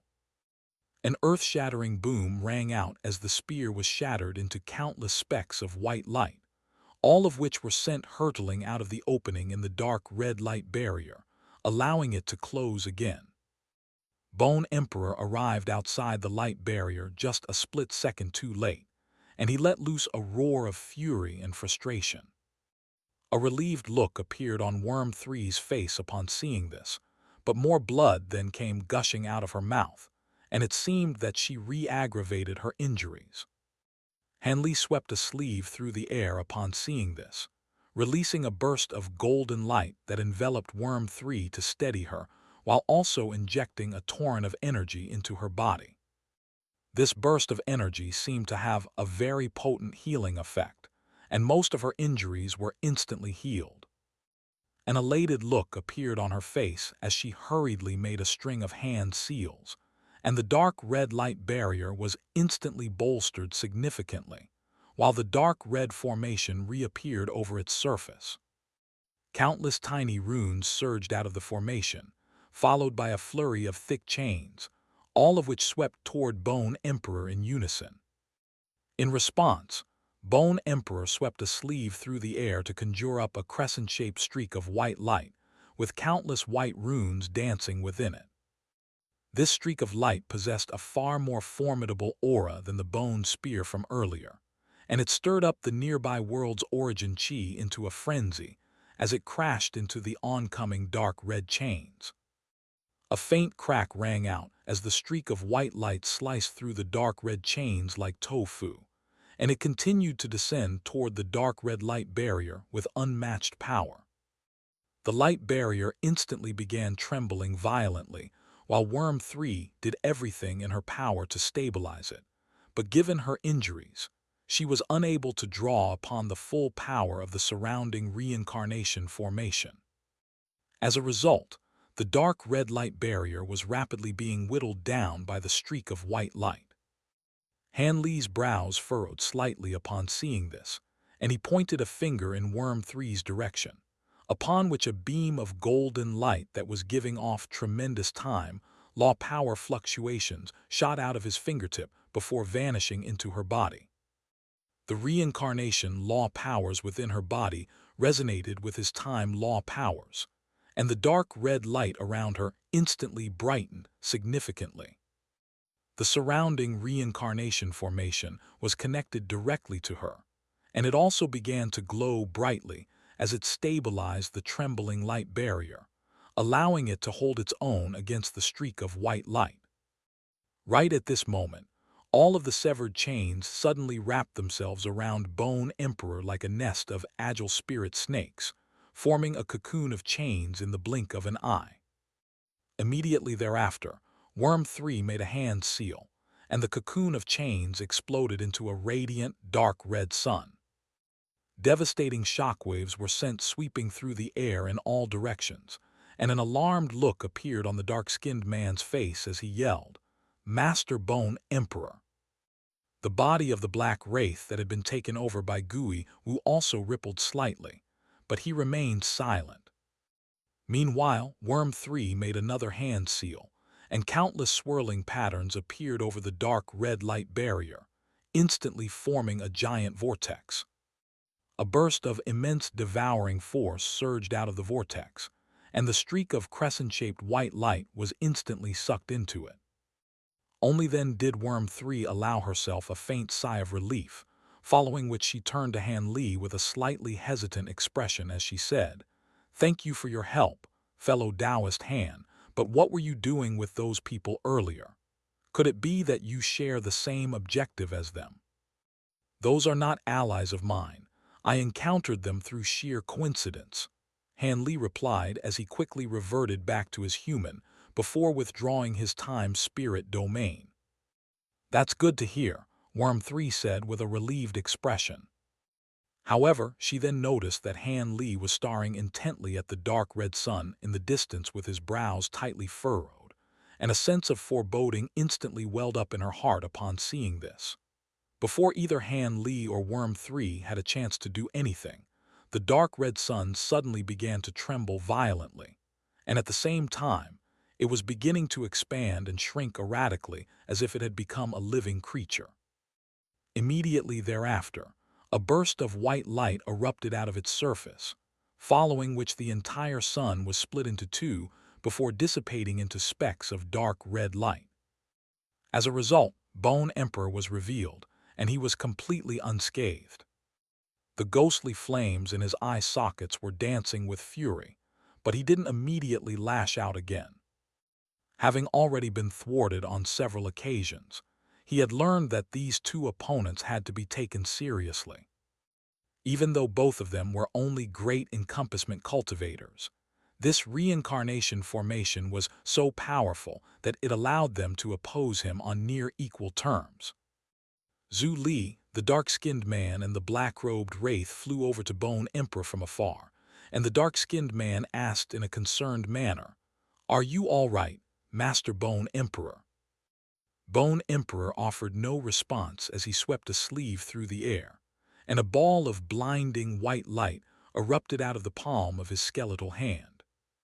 Countless bursts of white light instantly descended from the heavens, and they combined to form an enormous wave that swept toward the stone palace. The gray palace and the surrounding light barrier began to tremble once again, resembling a fragile raft in a turbulent sea. Han Li and Worm 3 instantly raised their hands in unison to combine their law powers in an attempt to stabilize the reincarnation formation. But after conjuring up that wave of white light, Bone Emperor didn't unleash any further attacks. Instead, he turned to the black-robed wraith with a cold expression as he said, "Drop the act, Gui Wu. I know you've possessed Hai Pao's body." "I knew I wouldn't be able to fool you, Senior Bone Emperor," the black-robed wraith chuckled, then transformed into the gray-robed Gui Wu, much to the astonishment of Zhu Li and the dark-skinned man. "My soul fragment was about to be destroyed in the earlier storm, so I had no choice but to possess fellow Taoist Hai Pao in order to save myself. I hope you'll forgive me, Senior Bone Emperor," Gui Wu said as he cupped his fist in an apologetic salute. "I'll let this slide if you can kill that human cultivator for me. I'm sure you've already collected a seed of his aura during the time that you spent with him," Bone Emperor said in a cold voice. "That's not a problem at all. Seeing as he's chosen to ally himself with the Reincarnation King, he is now an enemy of our underworld, so it's only right that I take him out of the picture," Gui Wu replied with a smile, then opened his mouth to release a gray, humanoid puppet that was several inches in size and devoid of facial features. After that, he flipped a hand over to summon a gray talisman that seemed to have had some type of sealing restriction inscribed upon it, and at its center, was a ball of golden light that was giving off Han Li's aura. Gui Wu plastered the talisman onto the puppet's face, and it immediately disintegrated into countless gray runes that surged into the puppet's body, along with the ball of golden light. Han Li's facial features instantly appeared on the puppet's featureless face, and it began to tremble violently as if it were about to spring to life. A cruel smile appeared on Gui Wu's face as he raised his other hand, and 7 black needles appeared over the palm of his hand, giving off a menacing, black glow. With a flick of his finger, all 7 of the black needles shot forth in unison, piercing into 7 of the puppet's vital regions. Blood instantly came spurting out of the puppet's body and trickling out of its mouth, and the injuries that it had suffered were mirrored on Han's body as well. Not only that, but a burst of excruciating agony speared through his consciousness as 7 indistinct, black needle projections pierced into his soul. He immediately threw up a mouthful of blood as his aura waned drastically, and an alarmed look appeared on Worm 3's face as she yelled, "What happened to you, fellow Taoist Han?" Han Li offered no response as he closed his eyes with an agonized expression. At this moment, there were 7 bursts of destructive force crashing through his consciousness with the intention of eradicating his soul. He felt as if his head were on the verge of exploding, and the pain was almost too much to bear. Thankfully, his tremendously powerful soul saved him from being killed on the spot, and his entire body was instantly enveloped in a layer of golden light. The 7 wounds that had been inflicted immediately stopped bleeding, and the 7 needle projections in his consciousness also became much fainter than before, while his pain was significantly alleviated. He heaved a faint sigh of relief as he opened his eyes before sweeping a sleeve through the air, and Weeping Soul and the others emerged amid a flash of silver light. "All of you go and help fellow Taoist Worm 3, he instructed, then hurriedly closed his eyes once again, channeling his great 5 elemental illusion mantra and his spirit refinement technique to refine the 7 bursts of destructive power in his mind. Without the support of Han Li's time law powers, the reincarnation formation was significantly weakened, causing the dark red light barrier to begin trembling unsteadily once again. Worm 3 hurriedly made a string of hand seals as she did everything in her power to stabilize the light barrier, but there was only so much that she could do on her own. Weeping Soul and the others didn't know how to help her, so they could only resist the power infiltrating the light barrier to the best of their abilities in order to take some pressure off her shoulders. Outside the light barrier, Gui Wu was staring at the puppet in his hand with tightly furrowed brows. The puppet had already stopped bleeding, and Han Li's facial features on it had become much dimmer, but they hadn't vanished. "He survived. How?" Gui Wu murmured to himself in a stunned manner, while Zhu Li looked on with a cold sneer. "We've already wasted too much time here. Everyone, attack at once to destroy this reincarnation formation," Bone Emperor ordered, and a hint of urgency had crept into his voice. An enormous mountain formed by countless skeletons appeared behind him, giving off bursts of incredibly formidable law power fluctuations. Immediately thereafter, a giant bone claw tore its way out of the bone mountain before grabbing down upon the dark red light barrier. Zhu Li also sprang into action as a vast expanse of crimson light erupted out of his body to form an enormous crimson cloud. With a swing of his giant axe, the crimson cloud instantly converted to a single spot, forming a gargantuan crimson axe projection with arcs of lightning flashing over its surface, presenting a fearsome sight to behold. As Zhu Li swung his axe downward, the giant crimson axe in the sky also came crashing down onto the light barrier. At the same time, the dark-skinned man transformed into a ghostly giant with 2 heads and 4 arms once again, then unleashed a barrage of countless fist projections that came raining down upon the reincarnation formation. Gui Wu wasn't very proficient at unleashing physical attacks like his companions, but he had also sent a streak of black light blasting into the dark red light barrier. Their attacks fell upon the light barrier in unison with a deafening boom, and Worm 3 shuddered violently as blood came spurting out of all of her orifices. However, her eyes remained as bright as ever, and she continued to power the formation with all her might, displaying no fear or regard for her own safety. Before long, the dark red light barrier had been whittled down to a thin layer, and cracks had also appeared over the surface of the palace down below, looking as if it were on the verge of collapse. Right at this moment, a burst of immense power surged out of the palace before injecting itself into the Reincarnation formation. The entire formation instantly began to glow radiantly, as if it were celebrating the return of its master. As a result, the dark red light barrier also became even thicker and more resilient than before, and countless bursts of dark red light erupted out of it to force back the attacks unleashed by Bone Emperor and the others. Bone Emperor shuddered violently as he stumbled back a couple of steps in retreat with a stunned look on his face, while Zhu Li and the others fared even worse as they were sent flying back through the air. A combination of relief and elation surfaced in Worm 3's eyes upon seeing this, and she was unable to suppress her injuries any longer as she came tumbling out of the sky. A ball of dark red light appeared out of thin air to catch her, following which the Reincarnation Palace Master emerged by her side. "Palace Master, have you done everything that you need to do?" Worm 3 asked in a feeble voice. "I have. You've done very well, Jiuzhen. Take a good rest and leave everything else to me," the Reincarnation Palace Master replied in a gentle voice, then swept a sleeve through the air to send a surge of warmth spreading through Worm 3's entire body.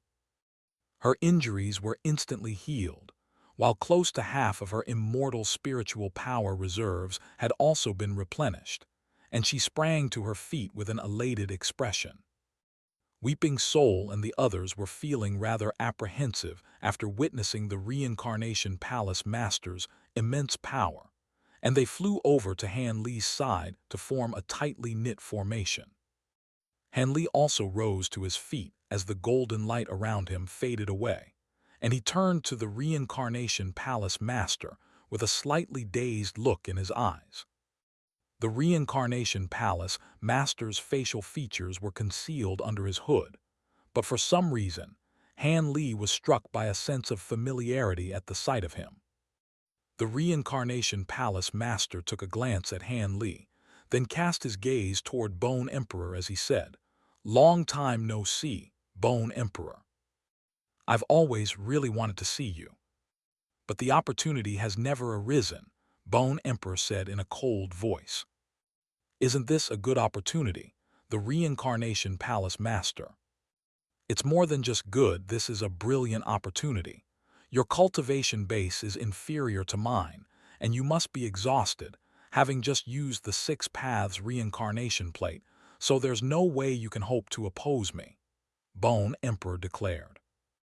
"You're as greedy as ever, Bone Emperor. It seems like the 6 Paths Reincarnation Plate really does pose a very alluring temptation to you," the Reincarnation Palace Master remarked as he flew out of the dark red light barrier. "You've already had the 6 Paths Reincarnation Plate for far too long. It's far overdue for a switch of hands." Bone Emperor harumphed coldly, then extended his arms horizontally to either side of himself before twisting one hand upward and the other hand downward, following which he began making a string of strange hand seals. At the same time, the 2 flames in his eye sockets began to glow as radiantly as the sun, while aura swelled to unprecedented heights. Furthermore, his entire skeletal body had become even fairer and more translucent than before, but for some reason, some cracks had also appeared over its surface. Immediately thereafter, an enormous white spirit domain appeared behind him, then continued to spread outward, with its boundaries instantly vanishing out of sight. In the blink of an eye, the entire surrounding area in a radius of several million kilometers had been encompassed within the spirit domain, and it was still continuing to expand. The spirit domain was so vast that it encompassed the Black River, Infernal and Yama regions, and it was still rapidly expanding, as if it fully intended to encompass the entire underworld.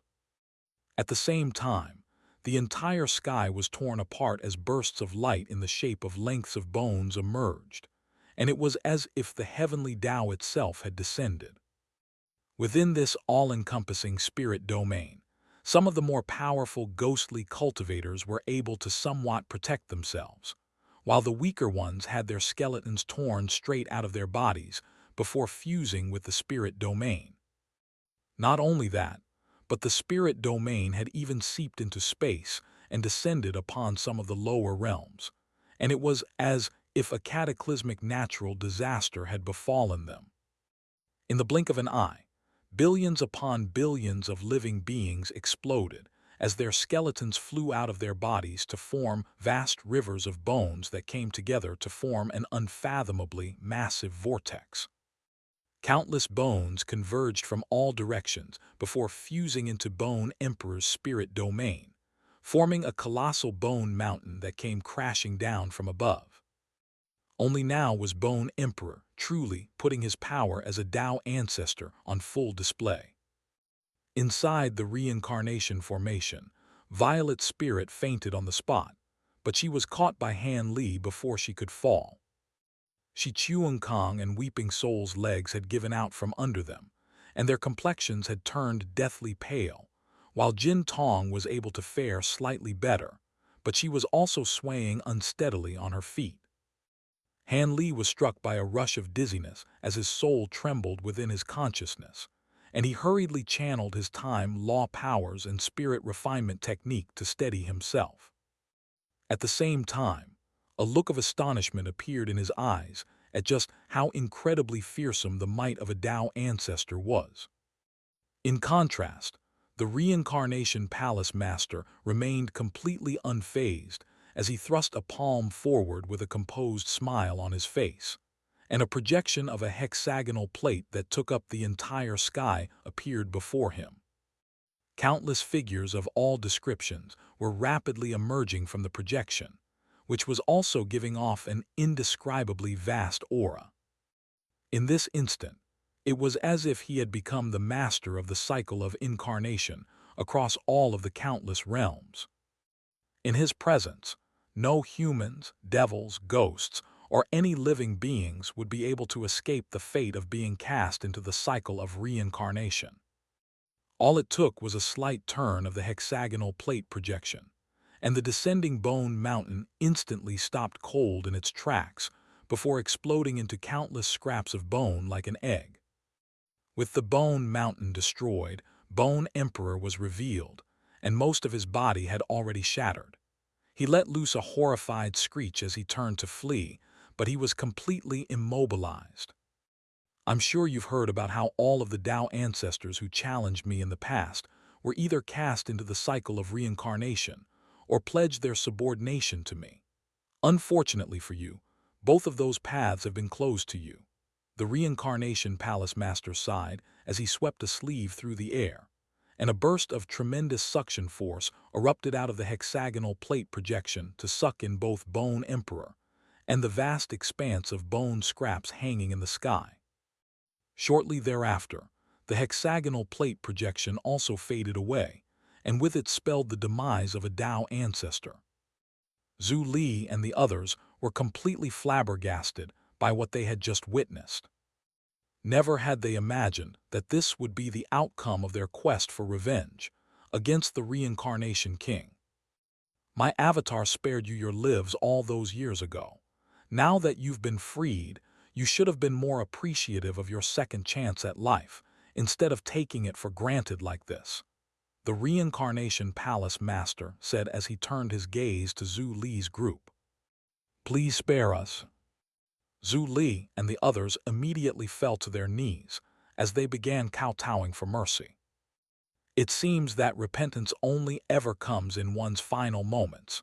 the Reincarnation Palace Master remarked, then swept a sleeve through the air to release what appeared to have been a wave of crimson smoke. As soon as the crimson wave swept over Zhu Li and the others, their flesh and blood were instantly reduced to ashes, leaving only their skeletons behind, still kowtowing on the ground. However, their skeletons were only able to linger for an instant longer before they disintegrated into nothingness as well. Looking on from the side, Han Li was just as astonished by the Reincarnation Palace Master's unfathomable power as Zhu Li and the others had been.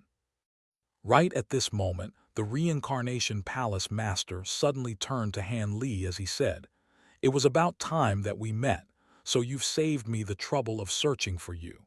Come with me."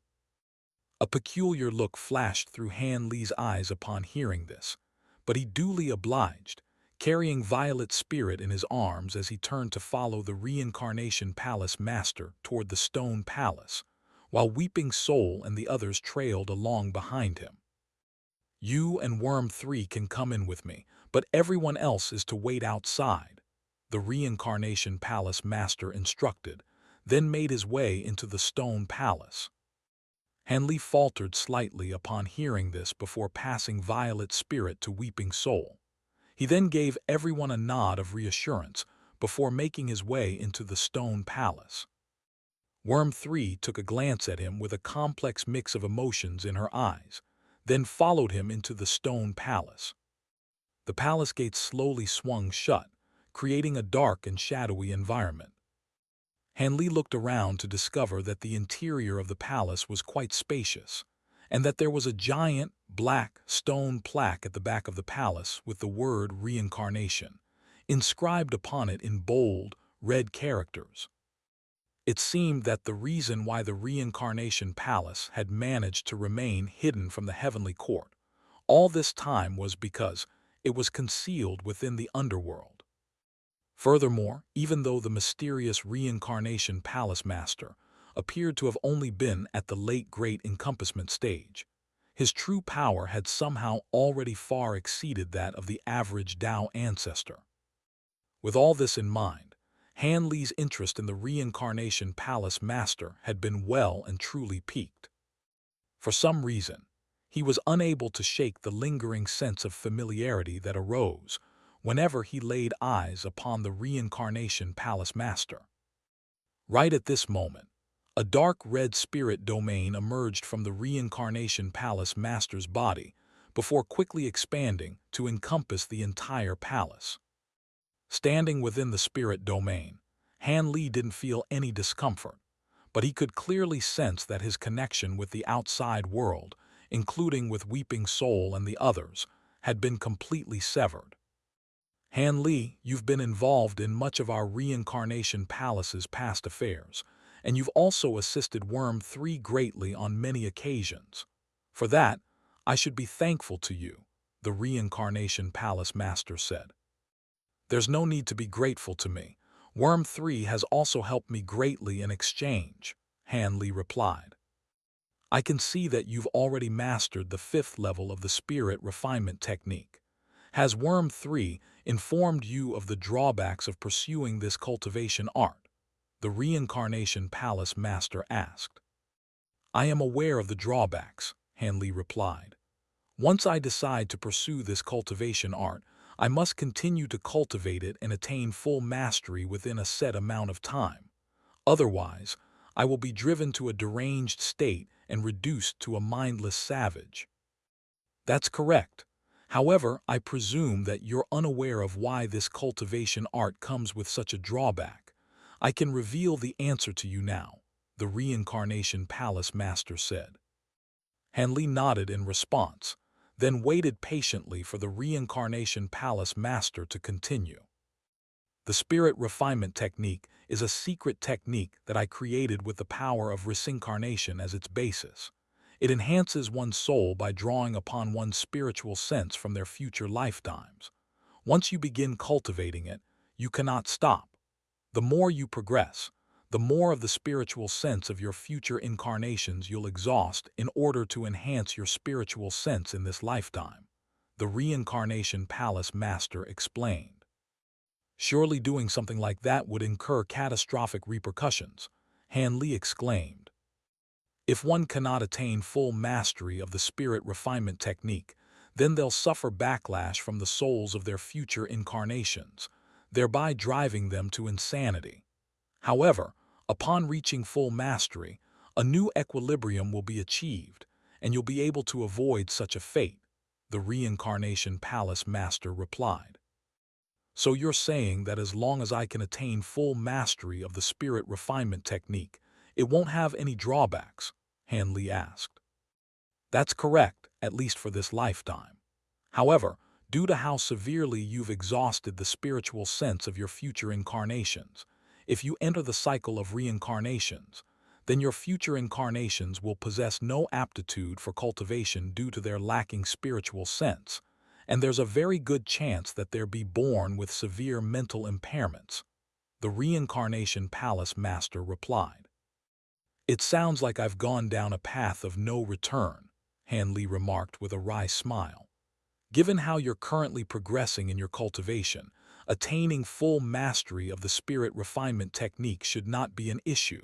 Here are the final 2 levels of the cultivation art. Once you've attained full mastery, you'll no longer have to be concerned about being driven to insanity by spiritual sense backlash. But on the flip side, you'll be robbing all of your future incarnations of their cultivation aptitude. So the decision is up to you, the Reincarnation Palace Master said, and he swept a sleeve through the air as he spoke to send a streak of light flying toward Han Li. Han Li caught the streak of light to discover that it was a white jade slip, which contained the final 2 levels of the spirit refinement technique. There really is only one path that I can take, and that's to keep cultivating the spirit refinement technique. If I were just a mortal, perhaps I would be able to enter the cycle of reincarnation once I meet my demise.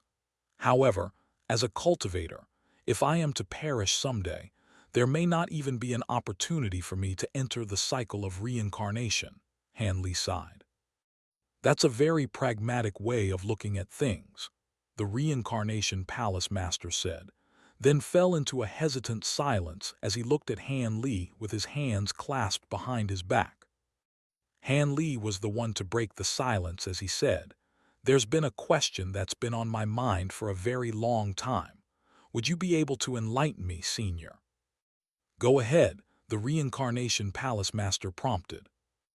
"Back when I was with fellow Taoist Worm 3 in the 9 Origins Temple, I encountered a woman who looked extremely similar to an acquaintance of mine. May I ask where that fellow Taoist is right now, and would I be able to see her?" Han Li asked. "What you want to know is whether that woman is Nangong Wan, right?" the Reincarnation Palace Master asked. Han Li was shaken to the core by this question, but he did his best to maintain a composed facade. Never had he imagined that the Reincarnation Palace Master would be so direct and straightforward. "That's right," Han Li confirmed, and in the wake of the question raised by the Reincarnation Palace Master, he was already certain that the woman was indeed Nangong Wan. "The person that you're referring to is here as we speak, but she's not Nangong Wan. To put it more accurately, she's not your Nangong Wan," the Reincarnation Palace Master said. Han Li's brows furrowed slightly upon hearing this, and a hint of animosity had already begun to surface in his eyes. It seemed that the Reincarnation Palace Master didn't harbor any ill intent toward him, and he had even given him the final 2 levels of the spirit refinement technique free of charge. But this was a matter that concerned Nangong Wan, so he was not going to back down. Over the course of his cultivation journey, he had made countless sacrifices and let many people down, but there were certain compromises that he absolutely refused to make. Otherwise, he would no longer be himself, and no matter how lofty his cultivation base became, it would hardly matter. "If she's here, then why not allow me to see her? As for whether she's by Tao partner or not, I'll be able to tell that myself," Han Li said. As soon as his voice trailed off, a figure suddenly emerged from behind the stone plaque at the back of the palace. Han Li was instantly entranced by the sight of the familiar figure. Her fair skin, her delicate nose, her clear and alluring eyes. All of those things had appeared in his dreams countless times, and he felt his own heart melt a little as the figure in the blue palatial dress came into view. However, for some reason, Nangongwan's aura had swelled drastically since their previous meeting, and on top of it, it seemed to have been a little unstable. What was even stranger to Han Li was the look on her face as she gazed upon him. There was confusion, guilt, and regret, but she didn't display any of the joy that Han Li was experiencing at their reunion. "What did you do to her?" Han Li asked as he turned to the Reincarnation Palace Master with a cold expression. "Don't be angry, fellow Taoist Han. The Palace Master merely helped Mother recover her memories from her previous life," Worm 3 said as she took a step toward him. "Mother, who's your mother?" Han Li asked with a perplexed expression, then strode directly toward Nangongwan. The Reincarnation Palace Master made no effort to stop him, while Worm 3 reflexively reached out, but ultimately followed the Reincarnation Palace Master's lead. Right as Han Li was about to grab onto Nangongwan's hand, the latter suddenly took a step back as she gave him a stern glare. Han Li was instantly rooted to the spot, and he cast an incredulous gaze toward her as he asked, "Why, Wanner?" A reminiscent look surfaced in Nangongwan's eyes upon hearing Han Li's pet name for her, and a dazed expression appeared on her face as she stared at Han Li, with the memories of a previous life flashing through her eyes. "Mother!" Right at this moment, Worm 3 suddenly called out to her, snapping her out of her daze.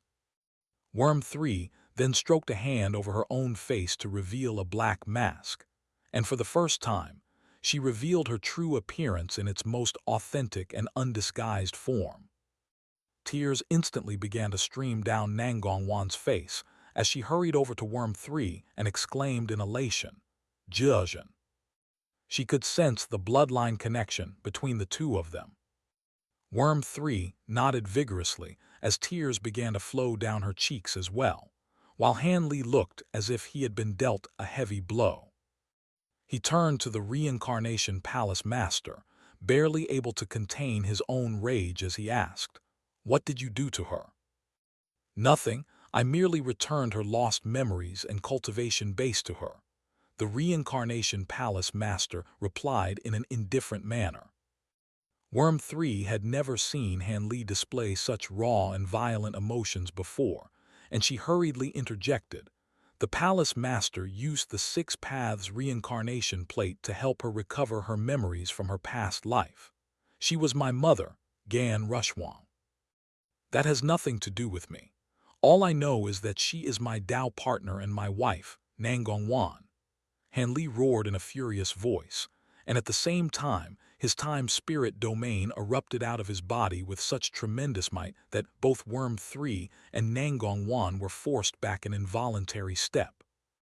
However, the Reincarnation Palace Master remained completely unmoved, and with a casual sweep of his sleeve, Han Li's time law powers were instantly stifled, while his time-spirit domain vanished into thin air. All of a sudden, Nangongwan shuddered violently as the memories of 2 lifetimes began clashing in her mind, and her face instantly became twisted with agony as she collapsed to the ground with her hands clawing at her own head.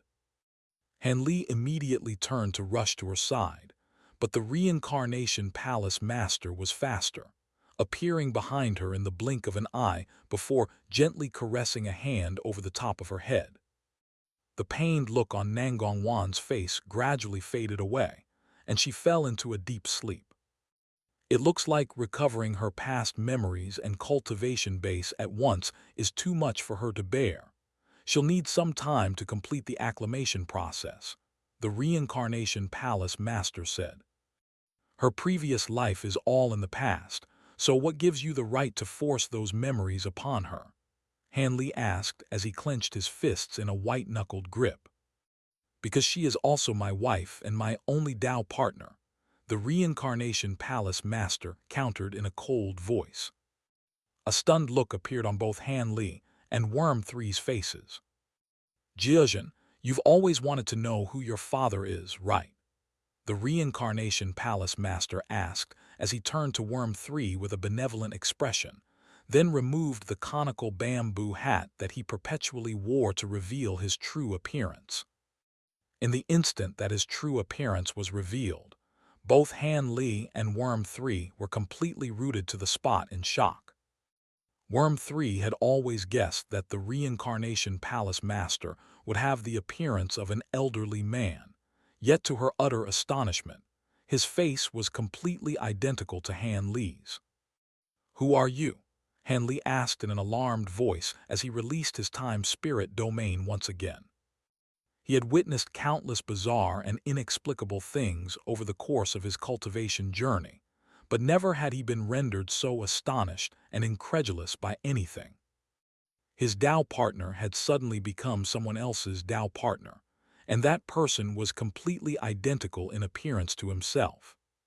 He could sense that the Reincarnation Palace Master hadn't manipulated his own appearance in any way to mirror his, so it was no wonder that he had always felt so familiar to him. If it weren't for the fact that the Reincarnation Palace Master possessed completely different law powers to his, Han Li would have been convinced that he was looking at an avatar of himself. "I am me and you are you. I am Han Li and you are also Han Li," the Reincarnation Palace Master sighed. "What is happening?" Worm 3 asked with a dazed expression, and she felt as if all of the strength had been drained from her body as she held the unconscious Nangong Wan in her arms. "I am also Han Li, but a version that went back in time and abandoned the laws of time to cultivate the laws of reincarnation instead," the Reincarnation Palace Master revealed, but his explanation only served to further confound Worm 3. "If you're Han Li, then who am I?" Han Li asked. His mind had been reduced to an irrational mess, making it impossible for him to assess this situation with any degree of calmness or objectivity. He was unable to make sense of what he was seeing, but at the same time, he could feel a strange connection to the Reincarnation Palace Master, one that told him that the Reincarnation Palace Master was indeed another version of himself, rather than an avatar or a severed corpse soul. Even though they had mastered completely different law powers, there was no mistaking this undeniable connection. "You are you, and I am me. Just like you, I was born in that rural village in the mortal realm, and I shared the same family and experiences as you. In the end, I was also able to ascend to the true immortal realm after overcoming countless hardships and transcending countless tribulations," the Reincarnation Palace Master revealed. At this point, Han Li had finally managed to somewhat compose himself, and a possibility occurred to him. "There's no way there can be two Han Lis in this world. Could it be that you went back in time to take a different path from mine through transmigration?" In Han Li's eyes, the only possible explanation for this scenario would be if a future version of himself traveled back to this point in time through transmigration. However, that begged the question of how this supposed future self of his had mastered the laws of reincarnation. Before the Reincarnation Palace Master had a chance to reply, Han Li shook his head as he shot down his own theory. "No, that can't be right. If you had transmigrated back to this time period, then you'll inevitably be forced to return to your time period once you've exhausted your law threads, so there's no way you can be a future version of me." "That's right. You and I are sharing two lifetimes in one, and you are a product of my transmigration," the Reincarnation Palace Master said. A puzzled look appeared in Han Li's eyes upon hearing this, but his befuddlement then quickly turned to rage. Even though his cultivation journey had spanned countless millennia up to this point, he still recalled everything that he had experienced in the mortal realm and the spirit realm. Memories of all of the people that he had encountered and the things that he had experienced were etched deep into his mind, Yet if he were a product of the Reincarnation Palace Master's transmigration, then wouldn't that mean that he had been living a lie this entire time? There's no way any of that is true. You're cultivating the laws of reincarnation, so how could you possibly be capable of space-time transmigration? You must be lying to me. In fact, all of this must be an illusion. Hanley yelled as he activated his infernal devilish eyes to scrutinize his surroundings, but there was nothing to indicate that what he was witnessing was anything less than reality. Senior vile spirit, get me out of here. Transmigrate me to anywhere, just not here. Hanley yelled internally, and he felt as if he were only just barely clinging onto a shred of sanity. Hanley. Right at this moment, the vile spirit's voice rang out in his mind in an authoritative manner, and Hanley was immediately snapped back to his senses. He's not lying to you. Technically speaking, I am also a product of his space-time transmigration. He transmigrated tens of millions of years back into the past, where another Han Li was born in that village, and that is who eventually grew up to become you, the vile spirit said, and hearing it corroborate the Reincarnation Palace Master's story felt like a stab to the heart for the Han Li. How did this happen? He murmured in a dazed manner, having never so lost in his life.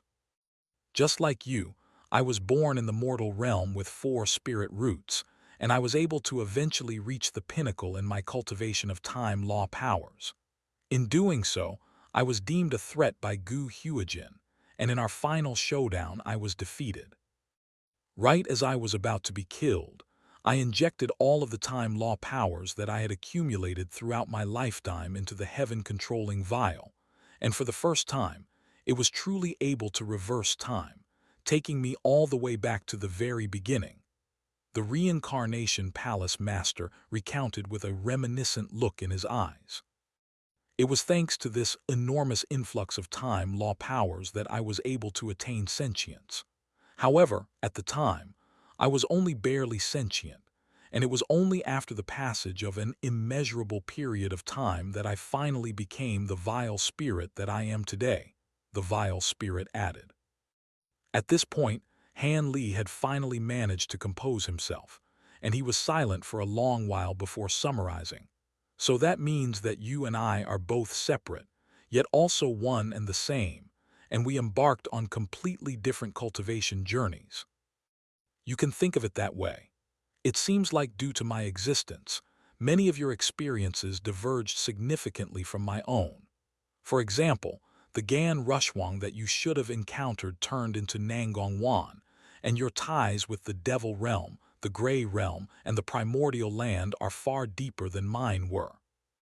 Ever since you reached the Immortal Realm, our experiences have diverged further and further, so it can almost be said that we've lived 2 different lifetimes, the Reincarnation Palace Master said. How did you become the Reincarnation Palace Master? Han Li asked with tightly furrowed brows. I transmigrated to the extremely distant past, long before you were born.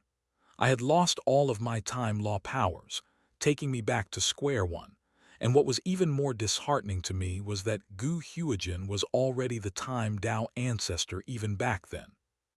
If I had continued to cultivate the laws of time, I would have only suffered the same fate, so I pursued the laws of reincarnation instead, and that's how I became who I am today, the Reincarnation Palace Master explained. Then what about me and my mother? Worm 3 asked, and she was every bit just as shaken as Han Li. The Reincarnation Palace Master turned to her and Nangong Wan, and a gentle look appeared in his eyes as he explained. Gu Huijin found us not long after you were born, and your mother sacrificed herself in order to buy us time to get away. Before that, she sealed part of her reincarnation law powers in your body, while I used my time law powers to seal you in a jade pendant immortal treasure for your protection. In the end, Gu Huijin proved too formidable an adversary for me to overcome, so I injected all of my time law powers into the heaven-controlling vial, hopping to detonate it to take down Gu Huijin with me. I was with you at the time, Worm 3 asked in an incredulous manner. You were. Back then, I had already lost all hope, yet right as I thought that you and I were going to perish, the vile spirit was born, alongside the heaven-controlling vial's ability to transmigrate through space and time. As a result, I was able to truly transmigrate to the distant past and avoid what had seemed like my inevitable fate, the Reincarnation Palace Master replied. Did Worm 3 transmigrate with you? Hanley asked. She did, the Reincarnation Palace Master confirmed with a nod. After a long silence, Hanley exclaimed, "This is a completely ridiculous story. How do you expect me to believe any of this?" Worm 3 also turned to the Reincarnation Palace Master with an incredulous expression. If Worm 3 had transmigrated all the way to the distant past with you, surely she would already be at a far superior cultivation base at this point, given her aptitude. Also, Gu Huijin is the one who stands at the pinnacle of the laws of time. If you're able to transmigrate through space and time, why is he unable to do the same? Hanley interrogated. Before I answer your questions, let me raise a question to you. Do you know exactly what the heaven-controlling vial is? The Reincarnation Palace Master asked.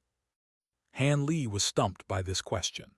It was one that he had been searching for an answer to for as long as the heaven-controlling vial had been in his possession. Truth be told, even to this day, I still don't know exactly what type of treasure the heaven-controlling vial is, and it contains more than just time law powers. Otherwise, even with all of time law powers injected into it, there's no way that it could have given rise to a vile spirit, and it certainly wouldn't have been able to gain an unheard-of ability like space-time transmigration, the Reincarnation Palace Master said. You're telling me that even though Gu Huijin has reached the pinnacle of time law powers, that alone isn't enough to allow him to transmigrate through space and time, is that right? Hanley asked. As the name itself entails, space-time transmigration incorporates both the powers of time and space, and even the power of reincarnation plays a role. Hence, I'm almost certain that the heaven-controlling vial is the only thing in all of the realms capable of space-time transmigration, which means that as long as the heaven-controlling vial remains in your possession, you'll be the only one capable of transmigrating through space and time, the Reincarnation Palace Master replied. Even without raising any questions to the vile spirit, Hanley was already mostly convinced that the Reincarnation Palace Master's assertions were correct. As for Jiuzhen's fate, that concerned another Tao ancestor by the name of Chen Tuan. The Reincarnation Palace Master continued. Hanley had never heard of this name before, and a puzzled look flashed through his eyes. The heavenly court is led by the time Tao ancestor, Gu Huijin, and he and 6 other Tao ancestors rule over the true immortal realm together, collectively known as the 7 heavenly Tao lords. Among them, the only other one that you've heard of is most likely Li Yuanju of the 9 Origins Temple. Chen Tuan is the clairvoyance Tao ancestor, the most mysterious figure of the 7, the Reincarnation Palace Master explained. Hanley's brows furrowed slightly upon hearing this. All he knew about the laws of clairvoyance was that they were extremely mysterious and difficult to cultivate, so he had never imagined that there would be a Tao ancestor of clairvoyance law powers. Following my transmigration, I lost all of my power, rendering me unable to use the heaven-controlling vial, and as a result, it was lost in the river of time. Without the protection of my law powers, I exhausted all of my immortal spiritual power warding off space-time turbulence, and I also became separated from Jiuzhen. I returned to time period tens of millions of years before you were born, while Jiuzhen ended up in a time period close to the time of your birth. I had no choice but to settle down in a secluded mortal realm, and at the time, I had been stripped of my powers and treasures, reducing me to a mortal. Thanks to my past cultivation experience, I was able to embark on a new cultivation journey, and after what felt like an eternity, I was finally able to track down Jiuzhen and rescue her.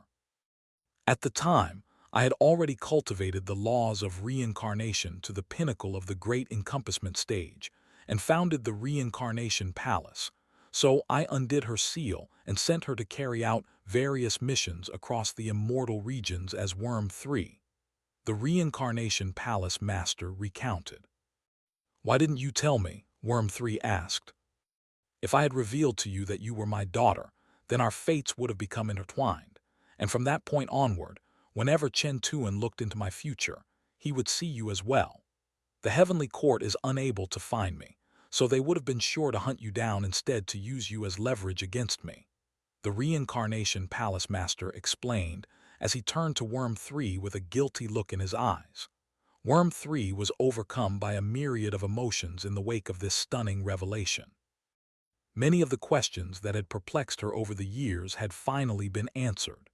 She understood why the palace master had offered her so much care and guidance, why she had been given so much support by the Reincarnation Palace, and why her cultivation journey had been so smooth up to this point. As it turned out, she had never been an orphan, and her father had always been by her side, caring for her from the shadows. With that in mind, tears began to stream down her face, and Han Li was also slightly moved by this touching sight. He couldn't imagine the pain of being unable to acknowledge one's own daughter over the course of tens of millions of years. The Reincarnation Palace Master turned to Han Li as he sighed. "The same applied to you and Rushwang as well. I didn't dare to establish close ties with any of you for fear of Gu Huijin finding out." "Then why have you suddenly revealed the truth and forced Rushwang's memories upon Wanner?" Han Li asked. "Things are different now. There's no need for me to hide the truth any longer. You've already witnessed my power just now. Once I've had time to make some preparations, I will exact my vengeance on Gu Huijin. Given how pragmatic and opportunistic you are, I'm sure you would have only been willing to join me after I've shown you my power," the Reincarnation Palace Master said. "You can get me involved all you want, but you should have never gotten Wanner involved in this mess," Han Li countered with a furious expression. A cold look appeared in the Reincarnation Palace Master's eyes upon hearing this, and he said, "She is my wife and Jiajin's mother. I want her to see the demise of Gu Huijin and the heavenly court with her own two eyes. I want to show her that the sacrifice that she made wasn't in vain. She's not Gan Rushwang. She is Nangong Wan, the one and only Nangong Wan in this world," Han Li snapped. "What right do you have to say that? Throughout my entire life, Rushwang has been the only woman I've held dear to my heart. Yet what about you? You already have Violet's spirit, so don't go telling me about how Nangong Wan is your one and only," the Reincarnation Palace Master countered in a cold voice. Han Li had no response to this.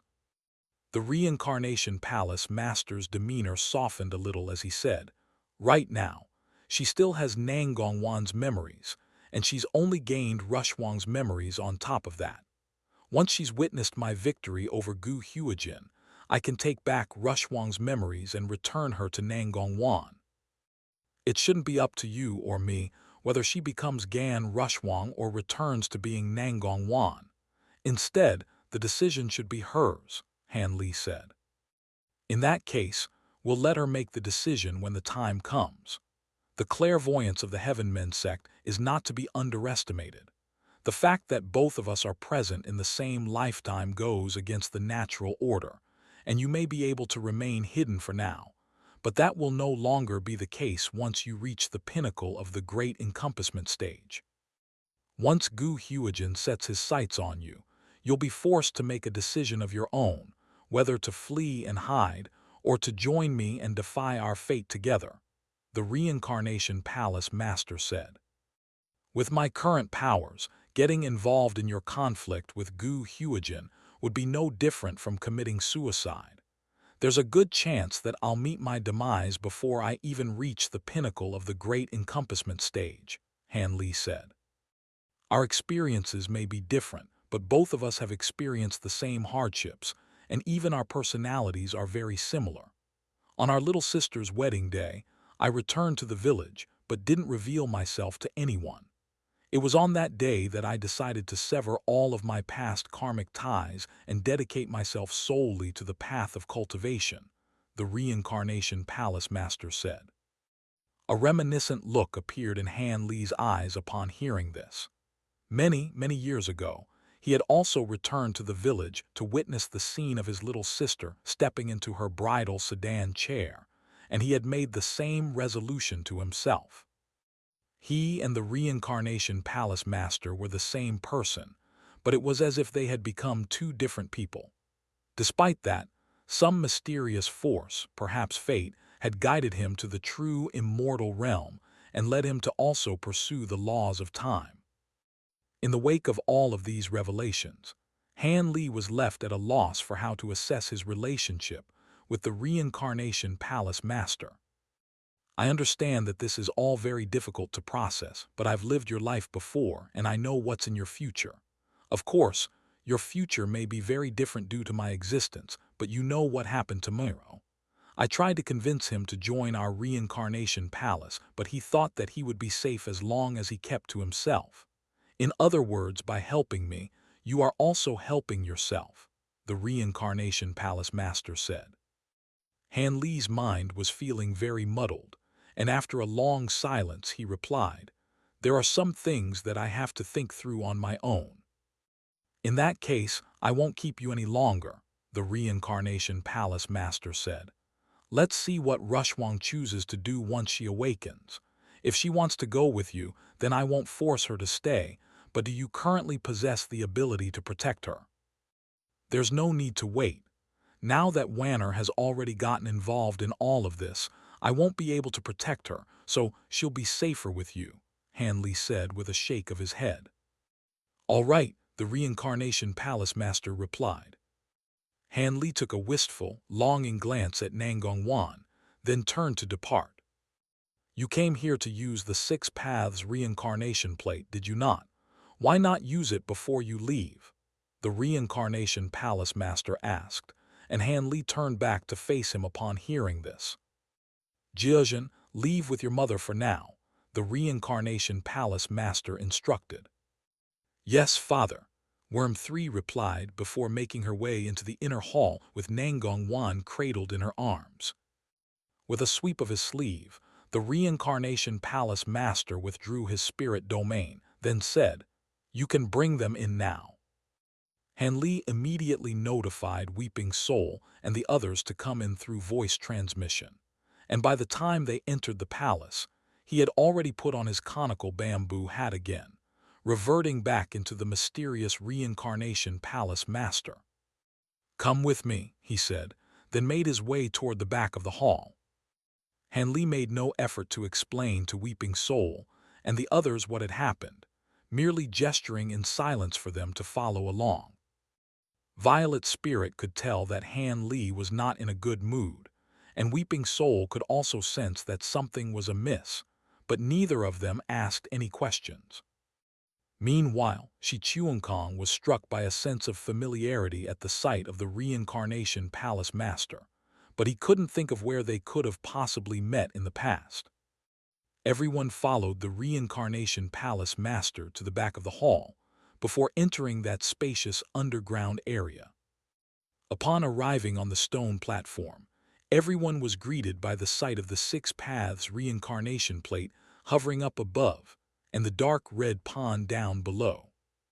The Six Paths Reincarnation Plate is not something that everyone can benefit from using. If one becomes excessively immersed in it and caught up in their past lives, then they could be weighed down by the burden of the cycle of reincarnation, thereby potentially resulting in a drop in cultivation base. Hence, it's up to you whether you want to use it, the Reincarnation Palace Master said. Hesitant looks appeared on the faces of Violet Spirit and the others upon hearing this, while for some reason, Jin Tong was looking overjoyed. "I do not wish to be burdened by the memories of my past life, so I'm not going to use the Six Paths Reincarnation Plate," Weeping Soul declared, and everyone was rather taken aback to hear this. The Reincarnation Palace Master took a glance at Weeping Soul, and a hint of approval flashed through his eyes. After a brief hesitation, Violet's spirit stepped forward as she requested, "I wish to use the Six Paths Reincarnation Plate, Senior." The Reincarnation Palace Master made no comment on her decision, and he merely pointed at the pond below the Reincarnation Plate as he instructed, "Go in there." Violet's spirit strode over to the edge of the pond, then took a deep breath and lifted up the hem of her dress before slowly making her way inside. To her surprise, the water wasn't very cold, and it quickly reached all the way up to her chest. Violet's spirit felt her vision begin to blur, following which she fell back to float on the surface of the pond in an unconscious state. The Reincarnation Palace Master joined his palms in front of his own chest as he began chanting an incantation, then cast an incantation seal onto the Six Paths Reincarnation Plate, upon which a burst of vast reincarnation power spread over its surface. The Six Paths Reincarnation Plate began revolving rapidly as it released a pillar of red light to encompass Violet's spirit, and she slowly sank into the pond. Around 15 minutes later, a string of bubbles suddenly arose over the surface of the pond, and Violet's spirit sprang out from within before landing not far away from the Six Paths Reincarnation Plate. Her entire body was soaked, and she was rooted to the spot as she stared blankly into space with a pair of unfocused eyes, as if she were peering into another lifetime. Hanli appeared behind her in a flash, then laid a hand down onto her shoulder as he called out her name in a gentle voice. Violet's spirit shuddered slightly as she turned to him before carefully scrutinizing his face as if she were seeing him for the very first time, and only then did her pupils slowly regain their focus. "Hanli," she called out in a gentle voice before suddenly throwing her arms around her and burying her face into his chest. A myriad of emotions welled up in Hanli's heart as he looked down at her, and he reciprocated her embrace, encircling his arms around her in a delicate act of reassurance. At this moment, Violet's spirit's clothes were soaked and pressed tightly against her skin, and upon noticing this, a faint blush immediately appeared on her face as she extricated herself out of Hanli's embrace, following which a burst of light flashed over her body to instantly dry out her waterlogged clothes. "Sorry about that," Violet's spirit apologized in an embarrassed manner. "It's fine, how do you feel?" Hanli asked. A slightly dejected look appeared on Violet's spirit's face in response to his question, and only upon seeing this did he notice that her cultivation base had plummeted from the pinnacle of the high zenith stage back down to the mid-high zenith stage. "Your cultivation base," he exclaimed. "It's fine," Violet's spirit said with a shake of her head, and she didn't appear overly surprised by this outcome. Her cultivation base was forcibly elevated, so her foundation wasn't very stable. Hence, it's no surprise that she's lost some ground after taking a trip through the cycle of reincarnation, the Reincarnation Palace Master said. Hanli cast an inquisitive gaze toward Violet's spirit upon hearing this, and she explained through voice transmission.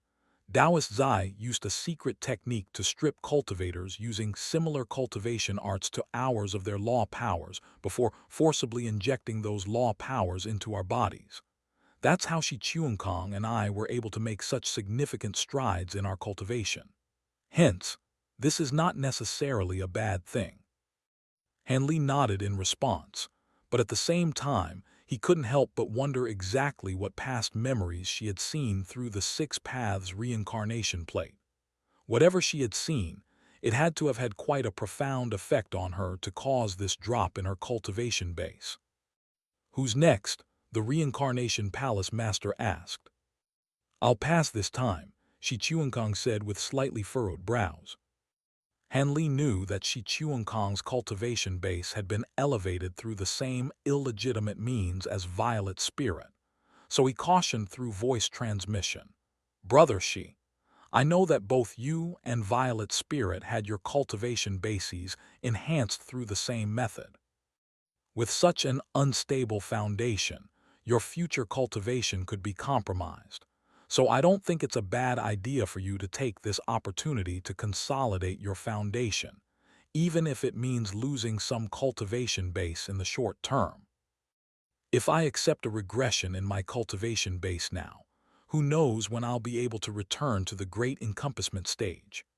Taoist Zai has told me that as long as I continue to work hard in my cultivation, I'll be able to gradually consolidate my newfound cultivation base over time, so that's what I plan to do. Han Li made no further attempt at persuasion after hearing this. It looks like I'm the only one left then, Jin Tong said. You are the one who's most justified in using the 6 paths reincarnation played out of everyone here, the Reincarnation Palace Master remarked. Jin Tong wasted no time with words as she waded into the pond in an excited manner, and before long, she had also slipped into an unconscious state. All of a sudden, she erupted out of the water with a loud gasp, only to discover that she was hovering in the air above a turbulent sea. Immediately thereafter, she heard a thunderous, rumbling noise, and it was as if the entire surrounding space were about to be shaken apart. Even though there were no true shockwaves sweeping toward her, she was still left feeling a little shaken and dazed. Right at this moment, a cold and authoritative voice rang out in the heavens above like rumbling thunder. There's nowhere left for you to run, Glenn. If you continue to refuse to surrender, then you will be erased from existence. Jin Tong's ears were ringing from the deafening sound, and she hurriedly looked up to discover a gargantuan man standing several hundred kilometers away. The man's entire body was as green and translucent as jade, and he stood hundreds of thousands of feet tall. He had a head of short hair and a body of rippling muscle, while behind him was a yellow halo that was giving off a fiery glow, as well as bursts of earth law power fluctuations more formidable than any Jin Tong had ever felt before. Looking at the gargantuan figure from afar, she was struck by the feeling that was staring at an almighty, ancient deity, one that possessed the power of all of the mountains under the heavens combined. Is that a Tao ancestor? Jin Tong felt as if she had been plunged into a glacial pit, and for the first time in her existence, she learned what true pressure felt like. However, as opposed to evoking any fear, this sense of pressure only pushed her into an enraged state. Right at this moment, a goading voice rang out from the other side of the sea. Come get me, Xunyuan Jai.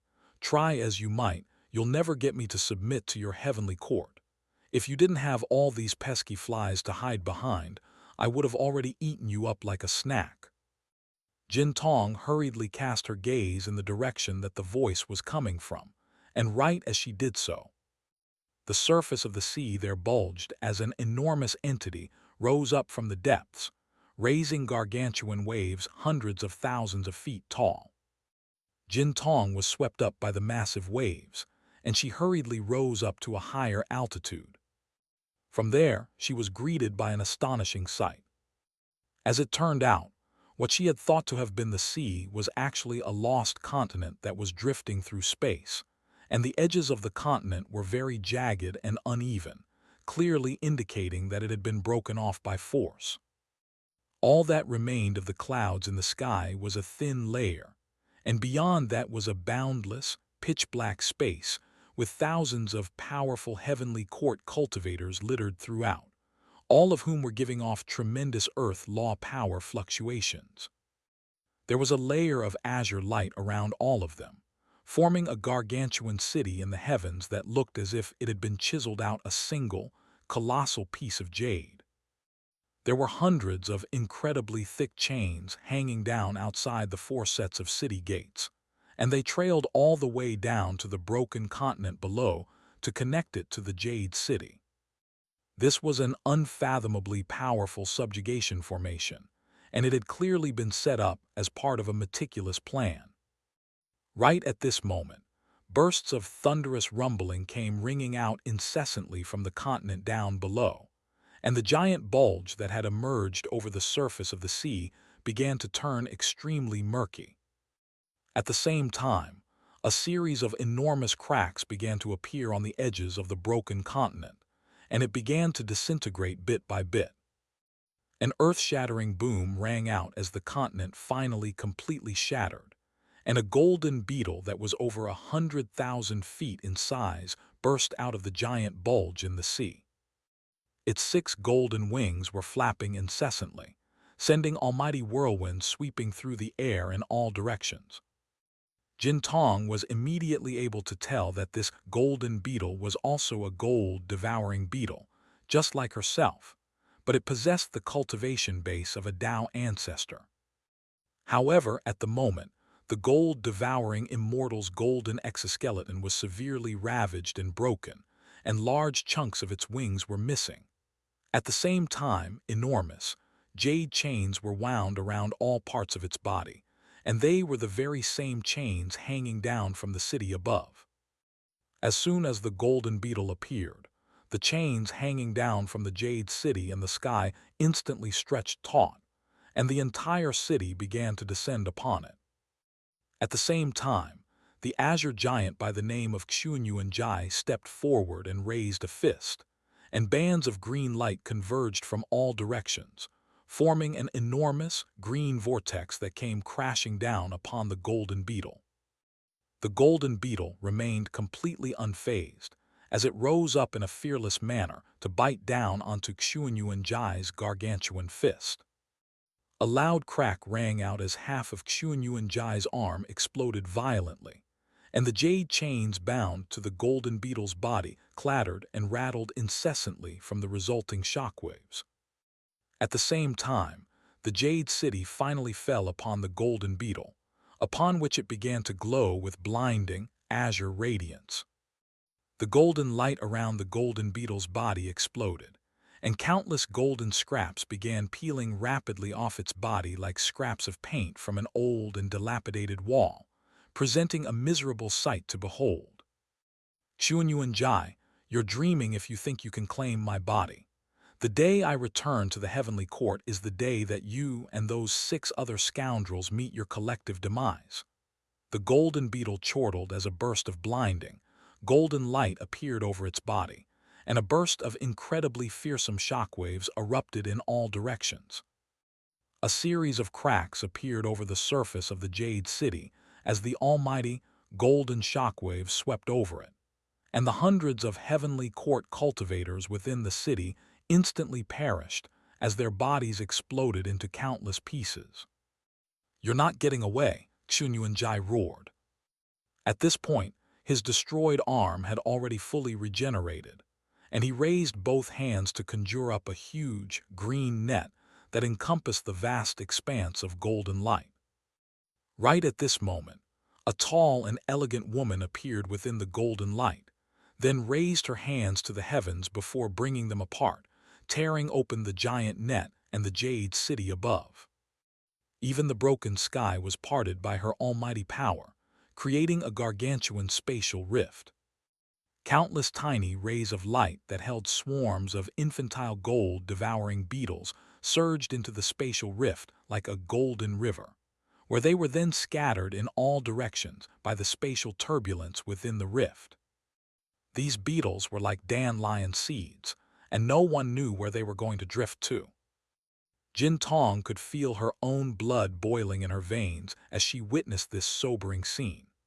Only now had she come to learn that her previous incarnation had been forced to detonate her own body and scatter herself across the realms as individual swarms of gold-devouring beetles. After the final ray of golden light faded away, the projection of the woman also began to gradually fade. In a fit of fury, Xuanyuanjai threw an almighty punch, unleashing a burst of unfathomably vast power that completely dashed the projection of the woman into smithereens. The residual specks of golden light drifted down from the heavens on to Jin Tong before finally completely fading away. Having just witnessed the tragic and unjust fate that had befallen her previous incarnation, Jin Tong was unable to contain her rage as she sped directly toward Xuanyuanjai as a streak of golden light. However, the space up ahead suddenly began to ripple and warp, and she flew headfirst into it, following which the entire world began to spin around her in an indistinguishable blur. By the time she returned to her senses, she found herself floating face up in the pond, and the 6 paths reincarnation plate above had come to a rest. Jin Tong silently stood up in the pond, and only after standing still on the spot for a moment did she emerge from the pond, following which a burst of golden light flashed over her body to instantly evaporate the water in her clothes.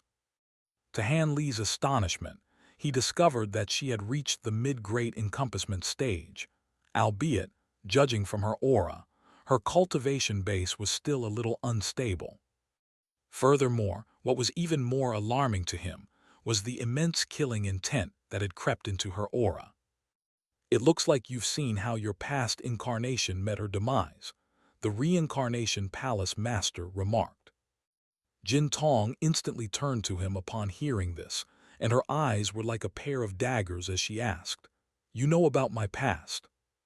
Her voice had become far lower and more mature than before. "How do you feel right now, Jin Tong?" Han Li asked. "My name is Klin," she snapped as she turned a cold gaze to Han Li.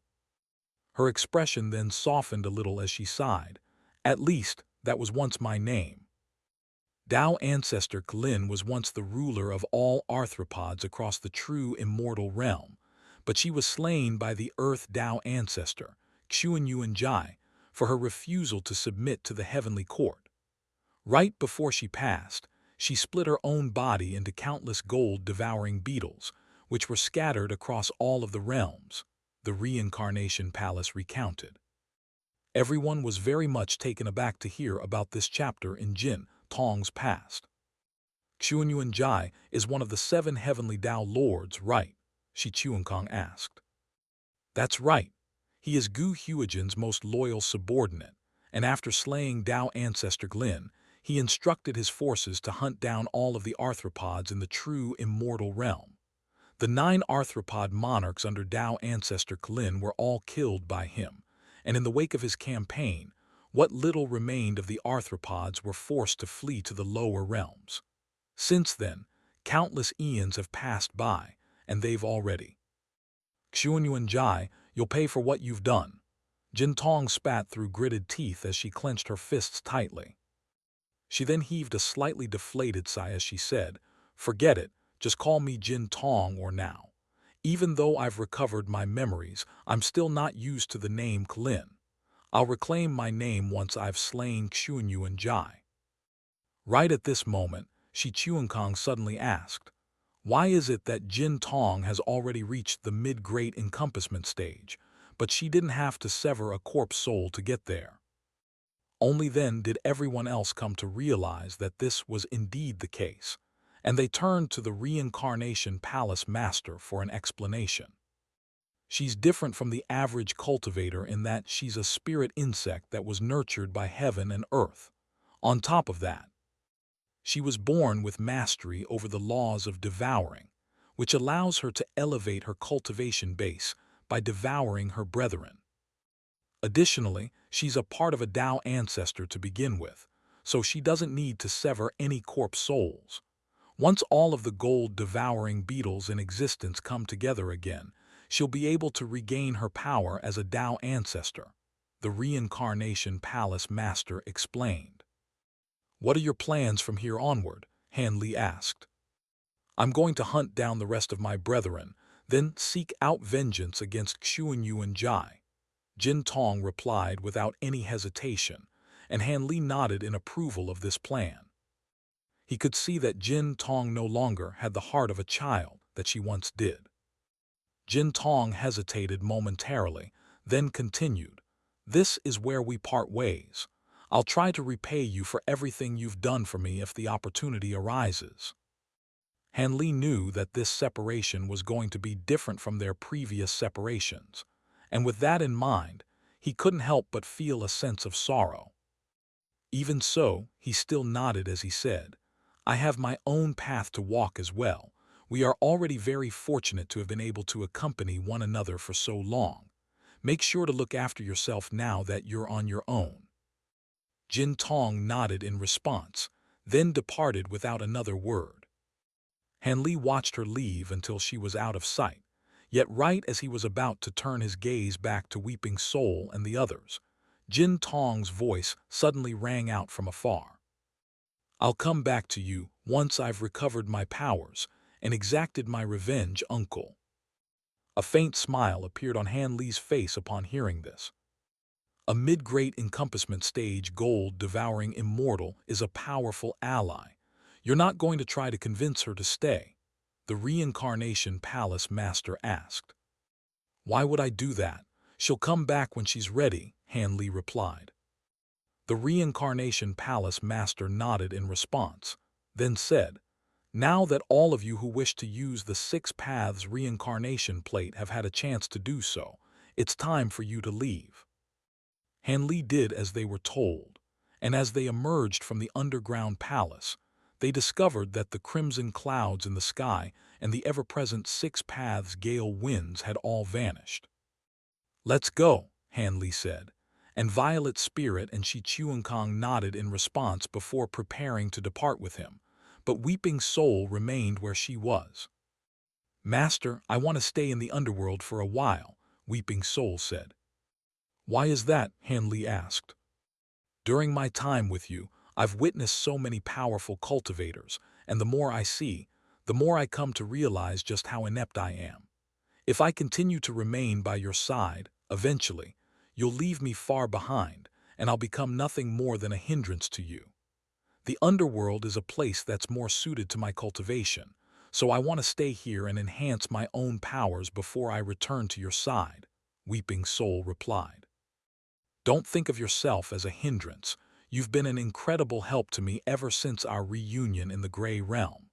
Having said that, I agree that the underworld is better for your cultivation than the true immortal realm, so I'll allow you to stay here. I just hope that the day of our reunion won't be too far away," Han Li said with a smile. "Thank you, Master," Weeping Soul said with an earnest bow. Han Li strode over to Weeping Soul, then gently pressed a hand against her forehead as he said through voice transmission, "I'll leave a wisp of my spiritual sense with you. If you encounter any danger, activate that wisp of spiritual sense, and I'll be sure to come to your aid as quickly as I can." "I can't constantly remain under your protection, Master," Weeping Soul protested. "Only by fending for myself can I." "Don't be so stubborn," Han Li interjected. "This is a matter of life and death, so there must be a safety net put in place." Weeping Soul faltered slightly upon hearing this, then nodded firmly in response. With that, Han Li's trio and Weeping Soul went their separate ways. Several months flew by in a flash. It was a serene and peaceful morning in the Black Wind Sea, but the entire area was enshrouded in a layer of white mist, giving everything an indistinct appearance. No more than 10,000 feet away from this area of the Black Wind Sea was an entirely different scene. There, the sky was filled with dark clouds, and enormous gusts of black yin wind were sweeping through heaven and earth, with the smallest ones only the size of houses, while the largest ones were hundreds of thousands of feet in size. The sound of crashing waves and ghostly howls could be heard ringing out incessantly, and right at this moment, a spirit boat that was encompassed within a golden spirit domain slowly emerged from a vast tornado of black yin wind. The passengers of the spirit boat were none other than Han Li, Violet Spirit, and Shi Chuankong, who had just returned from the underworld. At the moment, all three of them were silent and lost in their own thoughts. Right at this moment, Han Li raised an eyebrow ever so slightly. Violet Spirit immediately noticed this and asked through voice transmission, "What's wrong, Brother Han?" "We've been surrounded by enemy cultivators, and their leader is at least at the late great encompassment stage," Han Li replied. Both Violet Spirit and Shi Chuankong maintained calm and oblivious facades as the latter asked, "What should we do?" "There's no need to do anything, let's just keep going for now. When it comes time to make a move, I'll give a signal, and you two can take to the sky to see if you can break through the surrounding restrictions. If you can, then leave. If not, then do your best to get as far away from me as possible, Han Li replied. All right, Shi Chuankong immediately replied. Make sure to be careful, Violet Spirit cautioned. In the blink of an eye, the spirit boat had already flown several thousand more kilometers, at which point Han Li suddenly yelled, Go! Shi Chuankong and Violet Spirit immediately abandoned the spirit boat as they sprang up into the air. In the next instant, enormous waves suddenly began sweeping over the surface of the sea, which had been quite tranquil just a moment ago, and a dark shadow that was over 100,000 feet in size rose up from the depths like a mountain. The shadow had been lurking in the sea for quite some time, and now that it had emerged, it immediately parted the sea to create an enormous trench. Han Li's spirit boat was without a pilot, and it was situated directly above the trench, so it immediately fell inside. What a big fish, Han Li remarked to himself as he looked down at the giant shadow below. As it turned out, the shadow that had emerged from the depths was a gargantuan whale with black scales over its entire body. Its mouth was filled with sharp fangs, and deep within its oral cavity was a huge black vortex that was giving off a foul stench. There was also a corkscrew-shaped, black horn growing out of the whale's head, and it was giving off a metallic sheen. A thin man in a suit of white armor was standing atop the whale's back, holding onto its horn with one hand and a blue spear in the other as he looked up at Han Li with a faint smile on his face. The man standing atop the giant whale's back had a very pale complexion with a head of long and slightly curly blonde hair. There was a hint of redness in his eyes, making it appear as if he were in need of some rest, but his aura was extremely formidable, putting his late great encompassment stage cultivation base on full display. By big fish, are you referring to me or this spirit pet of mine? The young man asked with a cold grin. Despite his rather effeminate appearance, his voice was quite masculine. You can think of it as whichever one you like, Han Li replied in a casual manner as he took a glance up at the sky. Just as he had feared, Violet Spirit and Shi Chuankong were unable to get away, having been stopped in their tracks by a spirit domain and several hundred heavenly court cultivators, all of which appeared to have been immortal envoys. Whichever one it is, it doesn't change the fact that you're going to be gobbled up like a small fry, the young man said in an indifferent manner. May I ask your name, fellow Taoist? Han Li asked. My name is Shui Changshan, and I've been ordered to capture you. Are you going to surrender yourself or make me capture you by force? Before you make your decision, let me tell you that not a single person that's been captured by my water prison hasn't lived to regret it, the young man said with a smile. That's a fine name, fit for a fine burial at sea, Han Li remarked. 1. Then swept a sleeve through the air to release his 72 azure bamboo cloud swarm swords, all of which came raining down onto the sea below.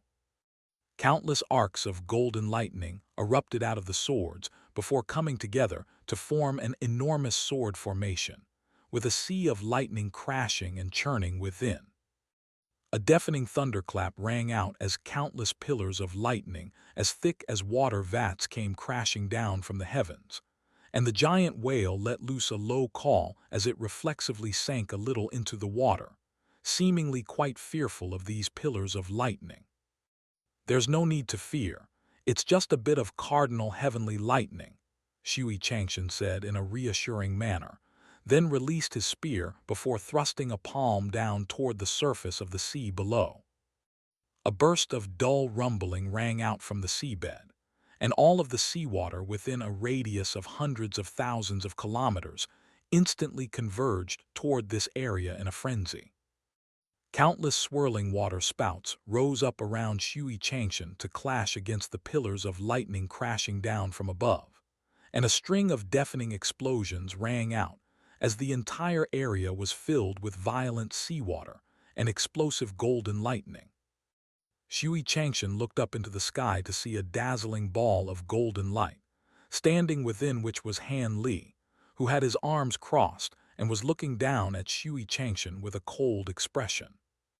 He then took a glance in Violet Spirit and Shi Chuankong's direction, and at this point, they had already flown to hundreds of thousands of kilometers away, with all of the heavenly court cultivators hot on their trail. With both of them a safe distance away, Hanley turned his gaze back to Shui Changshan as he said in a cold voice, "I'm in a very foul mood right now, so you've come to me at a very unfortunate time." Immediately thereafter, he swept a sleeve through the air to release his time-spirit domain, which encompassed the entire surrounding area within a radius of thousands of kilometers. A bright moon and a bed of stars instantly appeared in the sky, while an enormous mountain range rose up from the seabed. Growing atop the mountain was a lush forest, and there was also a winding river that flowed into the sea. However, the water in the river was fundamentally different from the water in the sea, and the former floated on top of the latter like a layer of oil on water. Shui Changshan's brows furrowed tightly upon sensing the tremendous might of Han Li's oneness-tier spirit domain, and he realized that he wasn't as well prepared as he should have been. Having said that, this was hardly his fault, given that he had been told that Han Li was only at the early great encompassment stage, when in reality, he was clearly at the pinnacle of the mid-great encompassment stage. "I'm surprised that our heavenly court has allowed you to cultivate the laws of time to this extent, but unfortunately, you were doomed from the moment you embarked on this path," Shui Changshan said, as a layer of blue light appeared over his body to ward off the power of Han Li's spirit domain. He grabbed onto his spear again before swinging it through the air in a fluid motion, and his movements didn't appear to have been hampered at all by Han Li's time law powers. With a flick of his wrist, the tip of his spear gently tapped against the surface of the sea below, and an enormous blue halo instantly appeared before proliferating outward in all directions. In the blink of an eye, the turbulent sea had become completely still, as if an almighty, invisible hand had just smoothed over its surface. At the same time, the air currents flowing over the sea fell completely still, and even the flow of the world's origin chi in the area had become stagnant. Han Li made a beckoning motion, and his 72 azure bamboo cloud swarm swords instantly flew back to him before combining into one, and there were still arcs of golden lightning flashing over its surface, as if it were raring for more. "Impressive. Somehow, you're able to emulate the power of spatial laws with your water law powers," Han Li remarked. "I have the advantage of the natural environment on my side. This black wind sea is far smaller than even the smallest sea in our Middle-earth immortal region, but I can still make use of it with my sea law powers, and it'll be more than enough for me to bring you down," Shui Changshan replied with a smile. He then pointed his spear directly at Han Li from afar, and the entire sea was instantly split into two halves. The sea on Han Li's side remained as calm and still as before, while gargantuan, cataclysmic waves had appeared over the surface of the sea behind Shui Changshan, and they were crashing directly toward Han Li. Han Li remained completely unfazed as he took a step forward before sweeping a sleeve through the air, and the massive mountain range behind him instantly rose up from the surface of the sea, then flew over his head before crashing into the oncoming barrage of enormous waves. The waves crashed into the lush mountain range, and Han Li's time law powers instantly took effect, suspending the waves in midair to form an overhanging wall of water. Immediately thereafter, Han Li rose up into the air to land on the tallest peak in the mountain range, then launched himself forward from there as he swung his azure bamboo cloud swarm sword through the air. An enormous bolt of golden lightning came crashing down from the heavens, then transformed into a golden lightning sword projection that was dozens of kilometers in length before crashing down onto the surface of the sea below. The sea was instantly parted down the middle to reveal the seabed below, and the golden sword projection didn't stop there, as it cleaved an enormous, bottomless trench into the seabed, while gargantuan waves swept over the sea in all directions, quickly reaching tens of thousands of kilometers away. The Heavenly Court cultivators had just surrounded Shi Chuankong and Violet Spirit, but their formation was thrown into a state of disarray by the oncoming waves. Shi Chuankong and Violet Spirit immediately pounced on the opportunity to slay several immortal envoys and break free from the encirclement. Violet Spirit took a glance in Han Li's direction to discover that an incredibly dense cloud of water vapor had taken shape in that direction, making it impossible for her to see him. Fellow Taoist Han should be fine on his own.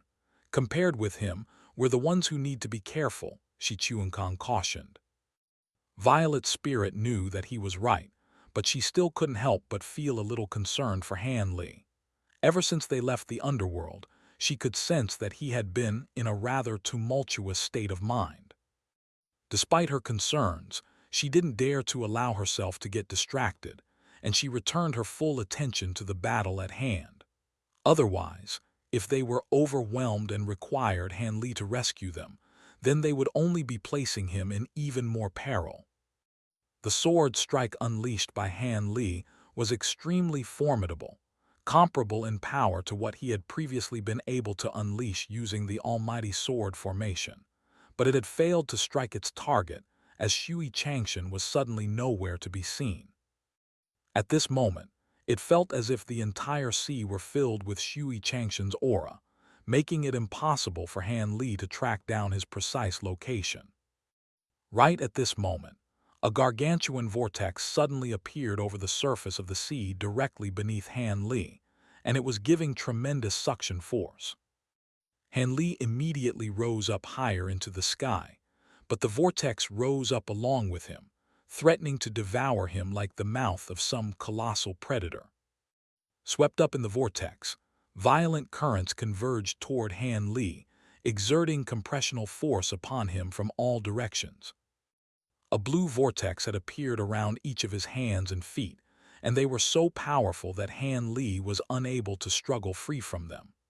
At the same time, the blue vortexes were moving away in different directions, attempting to tear his body apart. Furthermore, tiny, corkscrew-shaped streams of water were surging into his orifices in a frenzy, and he was able to close his eyes and mouth to shut them out.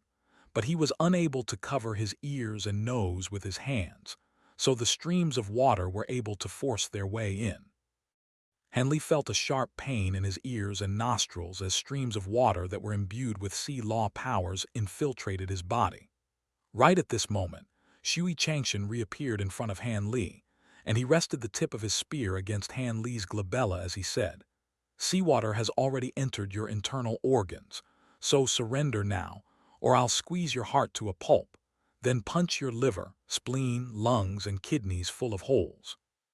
Trust me, that's something that you don't want to experience." "Go ahead and try," Han Li challenged as he looked back at Shui Changshan with not even the slightest hint of fear in his eyes. Shui Changshan's brows furrowed slightly upon hearing this, and he raised a hand before clenching it into a fist, but that did nothing. "What's going on?" he exclaimed with a surprised expression. "How much more seawater can you draw upon?" Han Li asked as he casually shook off the blue vortexes that were clinging onto him.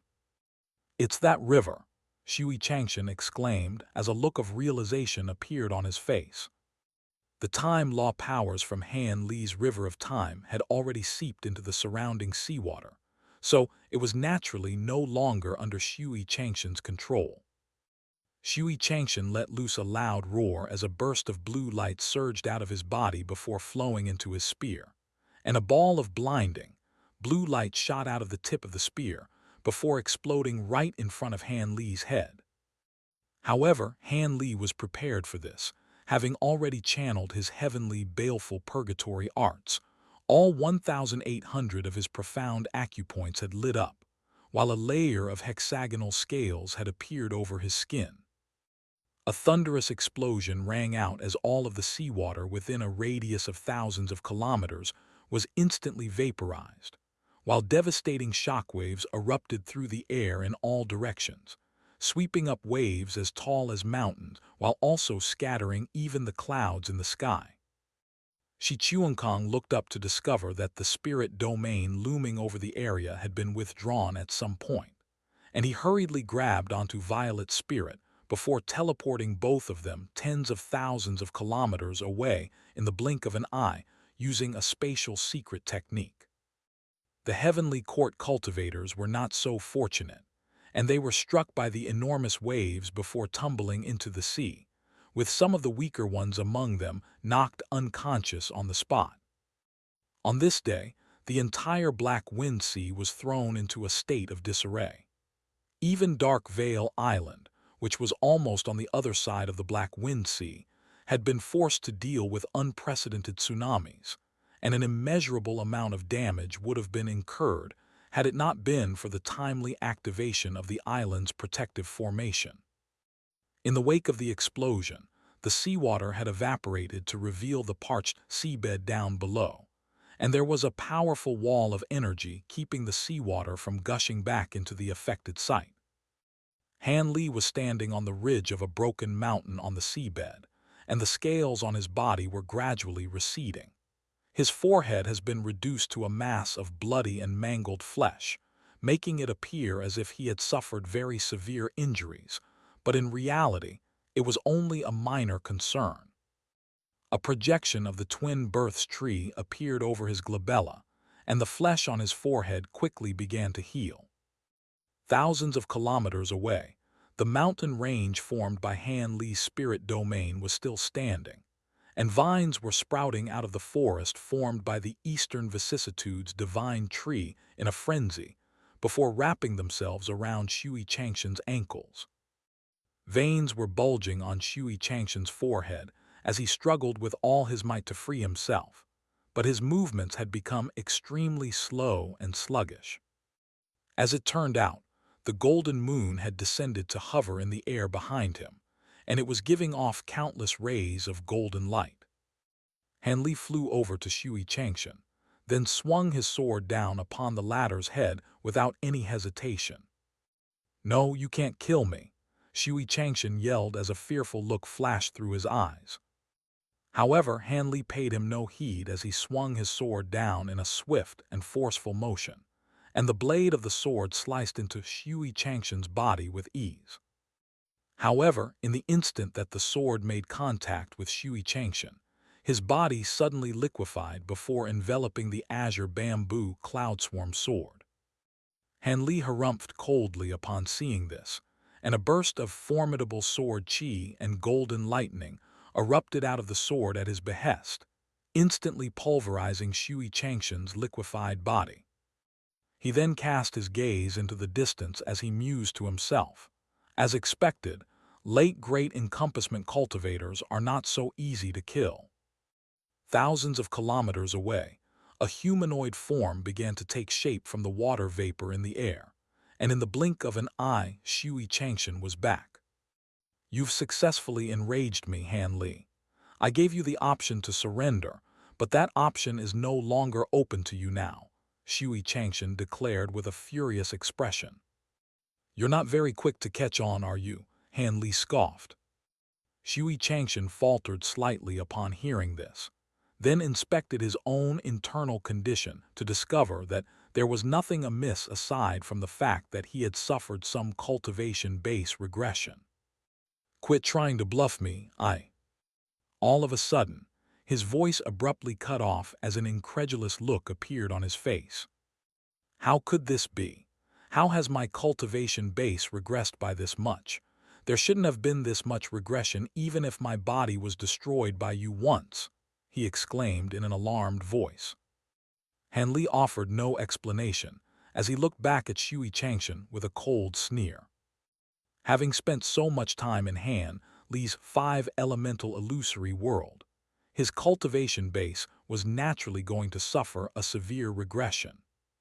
"Regardless of what you've done, as long as we're still at sea, I can never be defeated," Shui Changshan declared as he forcibly composed himself, then rose up into the air before making a strange hand seal. A ring of blue light began to take shape around him, and a series of swirling vortexes began to converge toward him from behind. At the same time, a wave was rapidly approaching from the distant horizon, and the giant black whale was racing along at the peak of the wave. An almighty splash rang out as an enormous vortex of water appeared beneath Shui Changshan before rising up into the sky to surge into his body. His body instantly turned a bright blue color, and a suit of blue water armor also appeared around him. At the same time, his aura was rapidly elevating, and he quickly regained all of the cultivation base that had been stripped from him by the five elemental illusory world.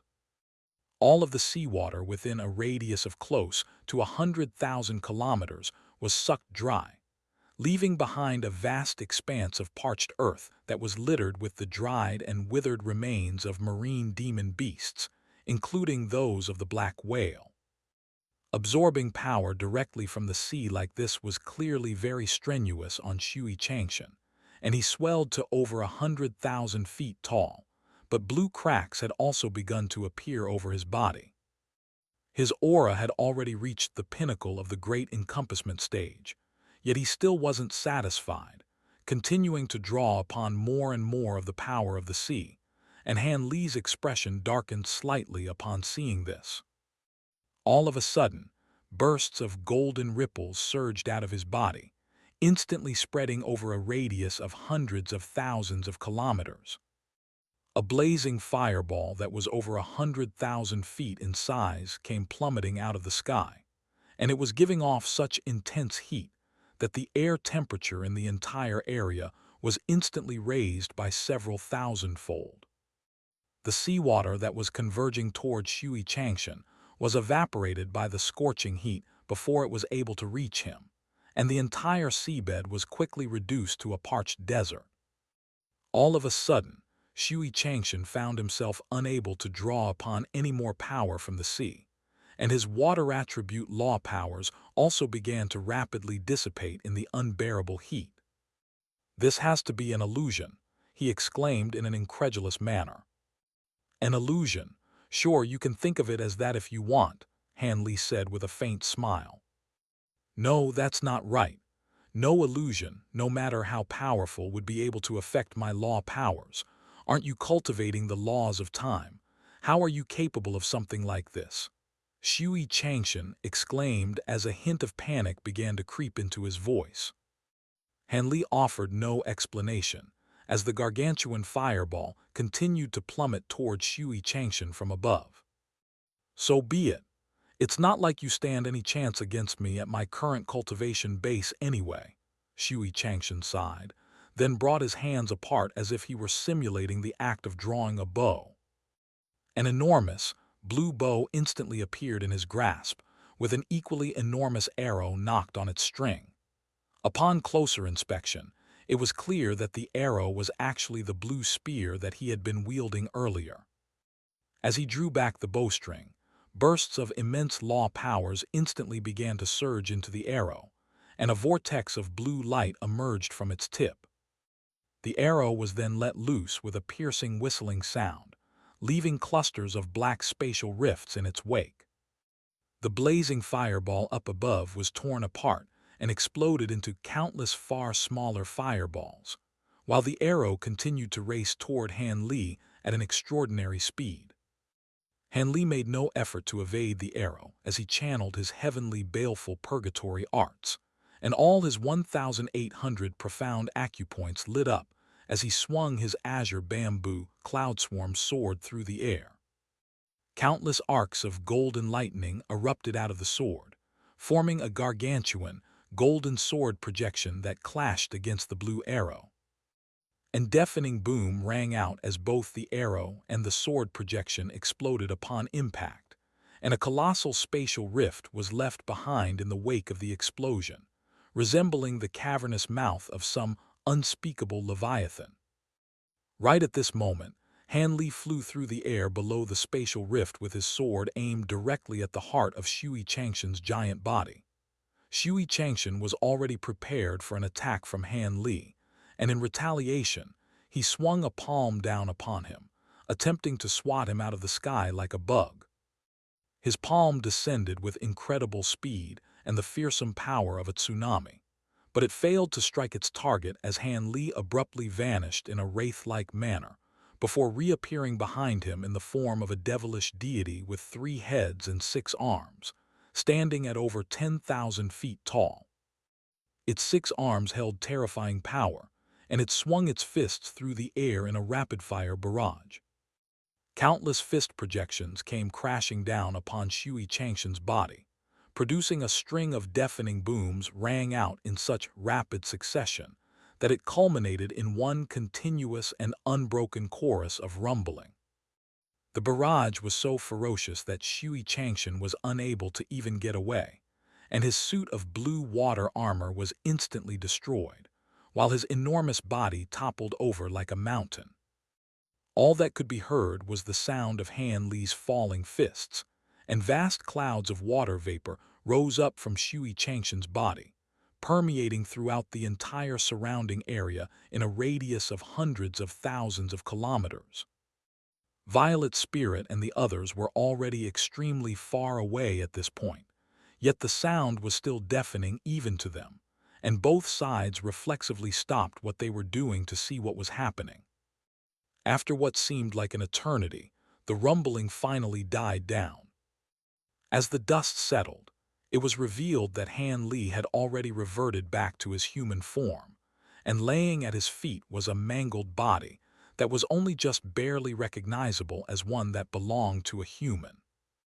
In the face of Han Li's terrifying physical prowess, Shui Changshan's great encompassment stage body had been pounded to a pulp. After unleashing that ferocious barrage, much of the pent-up negative emotions in Han Li's heart had been vented, and he bent down to pick up a storage bracelet from Shui Changshan's body, then looked into the surrounding as he suddenly smiled and said, "So you still had one more trick up your sleeve."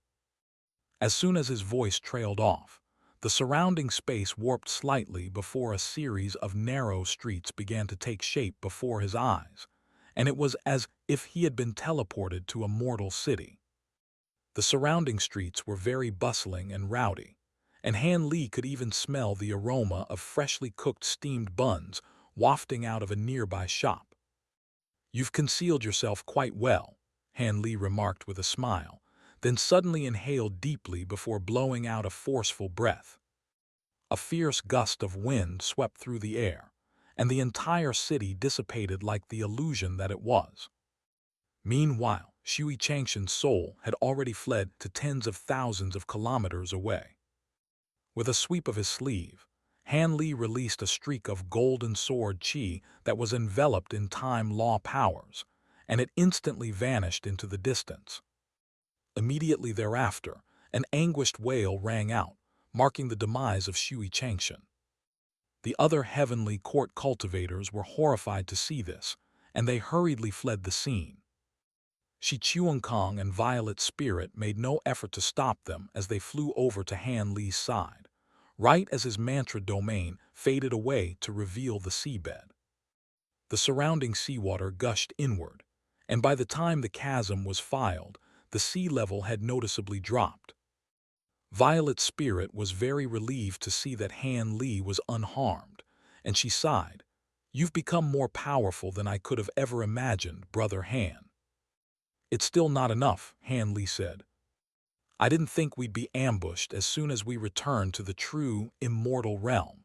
It looks like there's going to be more trouble to come," Shi Chuankong said in a concerned manner.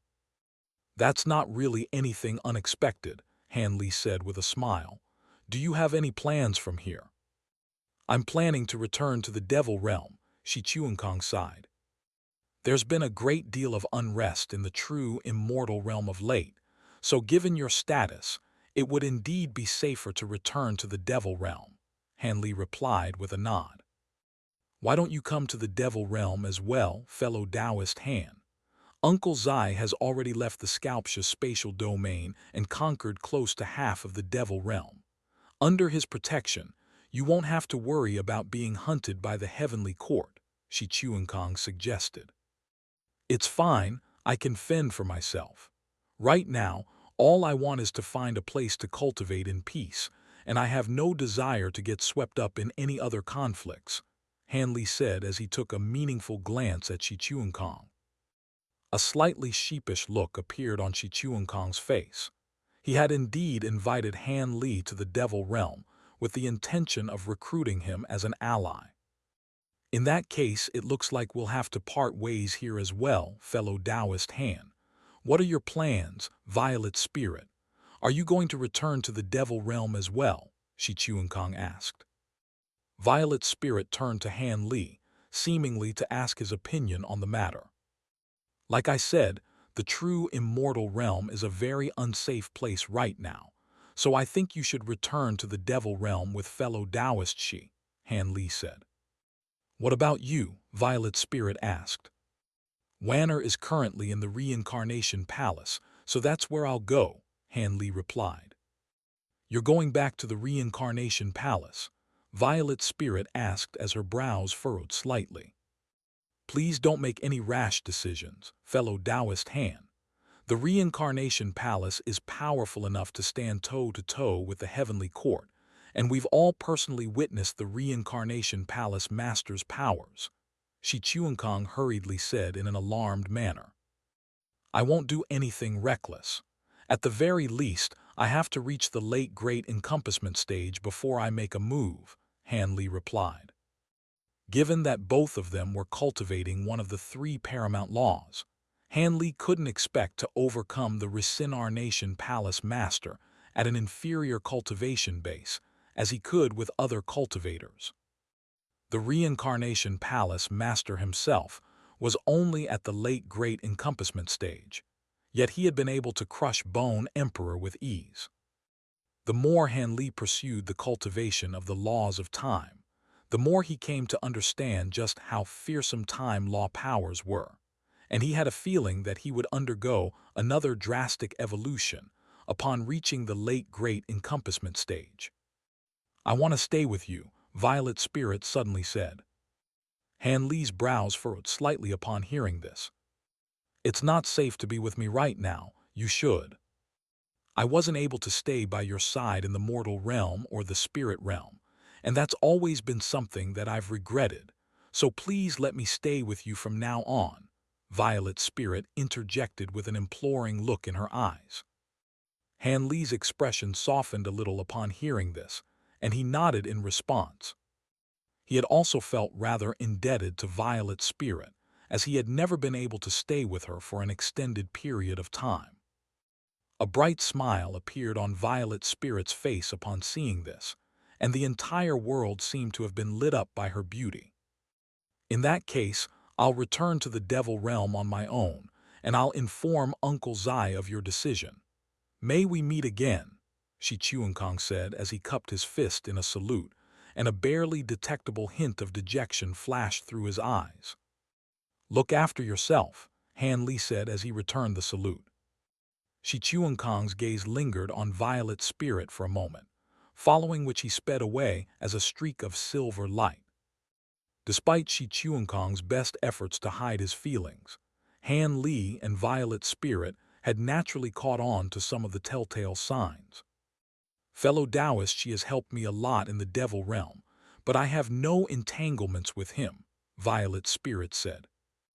Of course, I never suspected you in the first place, Han Li said with a faint smile. He then looked around momentarily before suggesting, let's get out of here as well. With a sweep of his sleeve, a burst of golden light was released to sweep up Violet Spirit, following which he flew directly up into the sky. Where are we going, Brother Han? Violet Spirit asked in a surprised manner. To somewhere beyond the heavens, Han Li replied with a faint smile, and before long the two of them had passed through the ether sphere to reach the astral sphere. Countless gusts of astral wind were sweeping through the air, and Violet Spirit couldn't help but feel a little fearful upon seeing this. However, Han Li remained completely unfazed as he continued to fly onward while telling Violet Spirit about the three spheres beyond the visible sky. Waves of golden ripples were emanating from his body, and all of the astral winds that came into contact with them were instantly stopped cold in their tracks, allowing Han Li to fly along without any degree of deceleration. Before long, the two of them had reached the extra heaven sphere. The black space was filled with countless asteroids and all types of chaotic energy storms, presenting a spectacular sight that stunned Violet Spirit into silence. After a long silence, she turned to Han Li with an amazed expression as she said, "I never imagined that a place like this existed beyond the heavens. Why did you bring me here? We're going to cultivate in seclusion here. If any of the Tao ancestors of the Heavenly Court or the Reincarnation Palace try to track us down, we won't be safe from them no matter where we go under the heavens. Only in the extra heaven sphere can we ensure that we won't be found," Han Li replied. "I see, but this place looks fraught with peril. Can we really go into seclusion here?" Violet Spirit asked in a concerned manner. "Leave that to me," Han Li said with a smile, then continued onward while scouring his surroundings with his tremendous spiritual sense. Han Li and Violet Spirit sped through the extra heaven sphere for several days before finally drawing to a halt among a cluster of asteroids. This area was different from all the other ones in that the asteroids here were completely stationary, and it was also devoid of energy storms. At the center of the cluster of asteroids was a massive, black ball that was tens of thousands of kilometers in diameter, and it was giving off all types of energy fluctuations and even law power fluctuations. "This is the place. I didn't think we'd find it so easily," Han Li said. "What's that black ball, and why is this place so peaceful?" Violet Spirit asked. "You saw those all-devouring black vortexes on our way here, right?" Han Li asked. "I did. Does this black ball have something to do with that?" Violet Spirit asked. "Those black vortexes were formed by mutated spatial power, and they're capable of devouring all things, but their capacity is not unlimited. Once they've devoured up to their threshold, they'll transform into these black balls," Han Li explained. This was only something that he had learned after doing some research following his previous trip to the extra heaven sphere. "I see," Violet Spirit replied. "All of these black balls are priceless treasures that contain tremendous amounts of energy, making them premium, natural ore veins.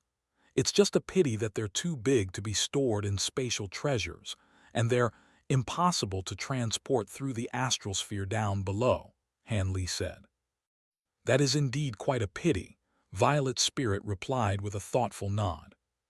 "If one could transport such a vast wealth of resources to the true immortal realm, then that alone would be enough to support the founding of a sect. Due to the fact that enormous amounts of energy are devoured by these black balls, the area around them will be quite calm and safe for a very long time.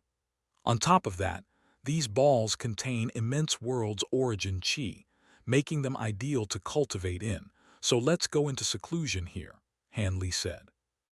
Violet Spirit naturally didn't raise any objections, so Han Li immediately sprang into action, digging out a cave abode into the black ball.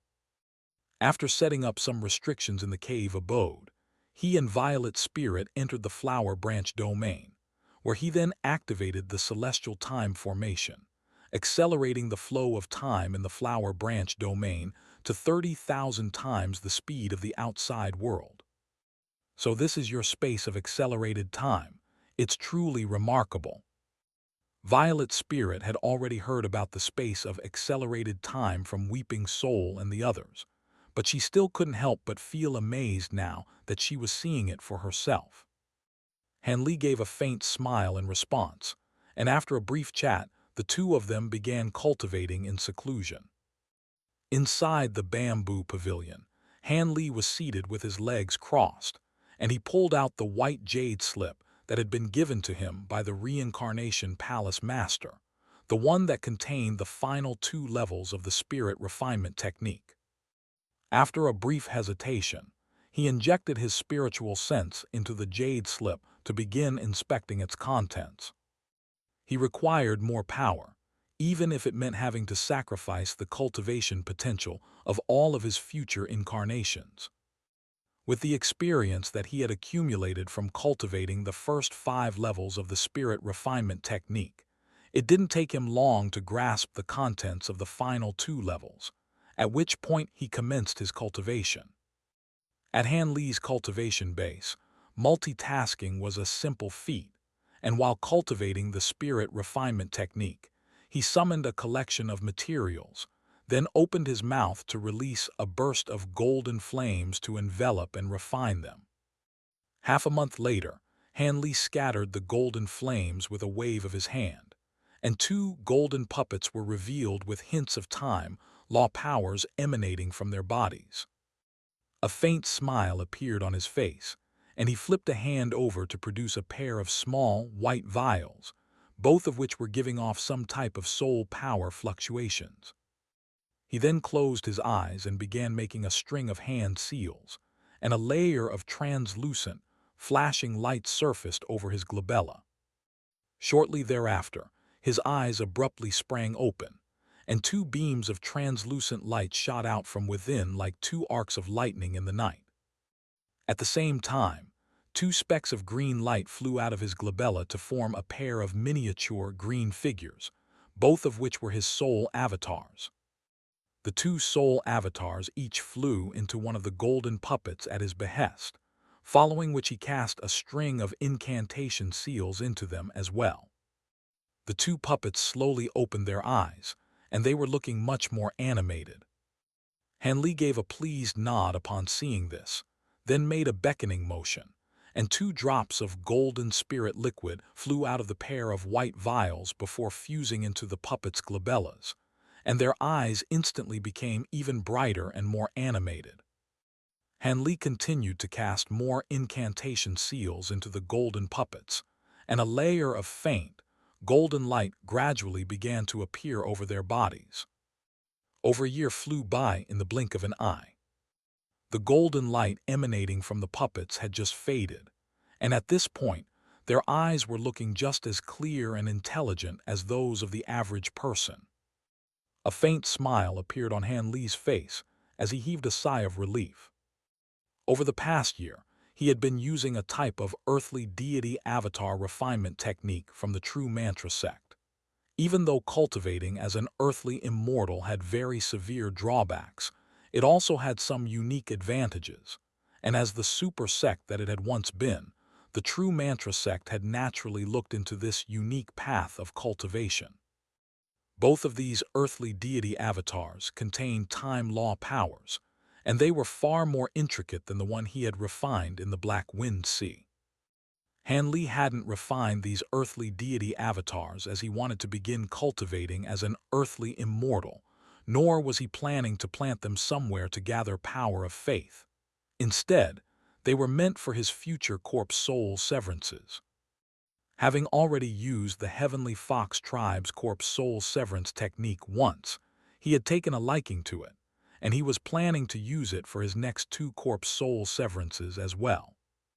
In order to be able to use an earthly deity avatar for a corpse soul severance, a lengthy breaking-in process was required to increase compatibility between avatar and host, but here in this space of accelerated time, time was not a concern. With that in mind, Han Li sent the 2 earthly deity avatars downstairs to cultivate on their own, while he closed his eyes to meditate. Even with his tremendous spiritual sense, splitting his own soul twice to create those 2 earthly deity avatars had left him feeling quite wary. He sat in a statuesque manner for half a year, and by the time he reopened his eyes, he had made a full recovery. With all of the preparations complete, it was time to officially commence his second corpse soul severance. With that in mind, a look of concentration appeared in Han Li's mind, and a burst of radiant, golden light appeared over his body, while his spirit domain also instantly became several times brighter than before.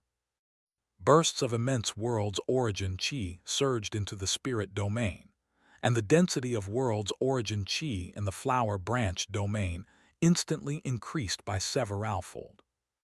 Violet's spirit was snapped out of her cultivation upon sensing this, and an elated look appeared on her face.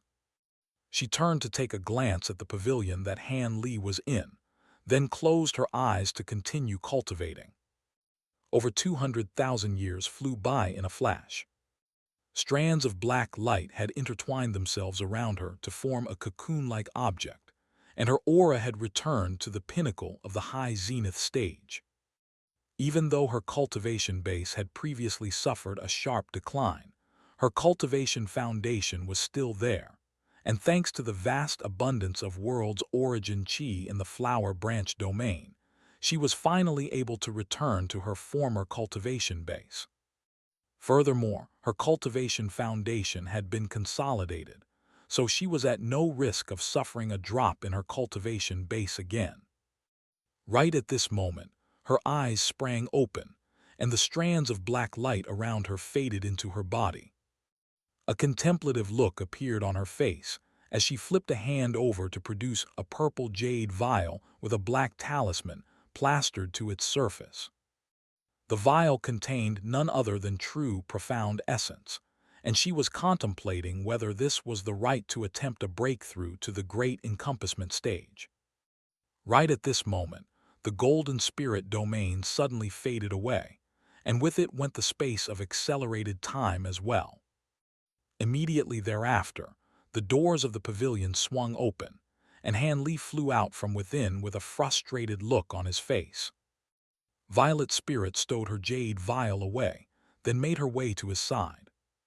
The frustration in his eyes abated a little upon sensing Violet's spirit's aura, and he smiled as he said, "Looks like you've made very good use of your time here." "Are things not going so smoothly on your end?" Violet's spirit asked. "I didn't think severing my kind corpse soul would be so difficult," Han Li replied with a wry smile. "Senior Zai told me some things about corpse soul severance, but given that I was only at the high zenith stage, he didn't go into much detail with me. However, I heard from Weeping Soul that you were able to sever your wicked corpse soul without too much trouble. Why is your kind corpse soul proving so difficult to sever?" Violet's spirit asked. "Overall, the corpse soul severance process can be split up into two steps, the first of which is to sense the existence of the corpse soul within one's body, while the second step is to glean the fixations at the root of the corpse soul before severing it. I was able to sever my wicked corpse soul without too much trouble as Gui Lingzi's corpse severance talisman allowed me to skip the first step. On top of that, I've killed many living beings in the past, so I'm quite well versed with my wicked fixations, thereby making the severance quite a smooth process as well. But things are not so simple for my kind corpse soul severance," Han Li explained. "Why is that?" Violet Spirit asked. "It's no exaggeration to say that I've been killing virtually non-stop over the course of my cultivation journey. I wouldn't say that I've completely discarded my humanity, but my heart has grown cold and unfeeling over time.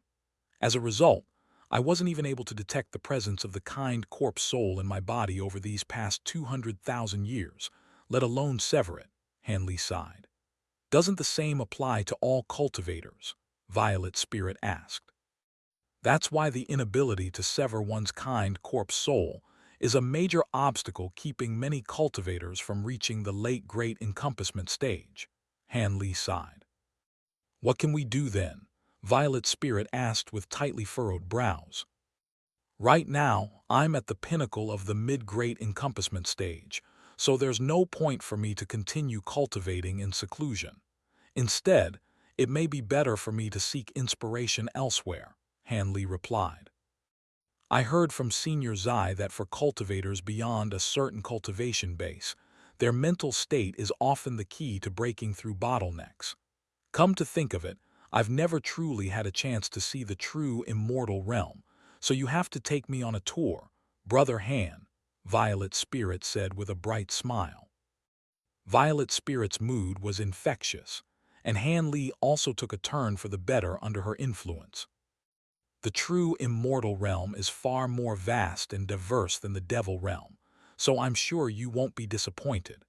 Now that you mention it, I haven't had much of a chance to explore the true immortal realm purely for leisure either, so this is a good opportunity for both us. With that, he latched onto Violet Spirit's hand before flying out of the flower branch domain. Ali. The Northern Light Immortal Region was a small immortal region on the outskirts of the true immortal realm, named for the aurora lights that often appeared in the sky there. Among non-native cultivators, the immortal region was mostly known only to those at or above the high zenith stage.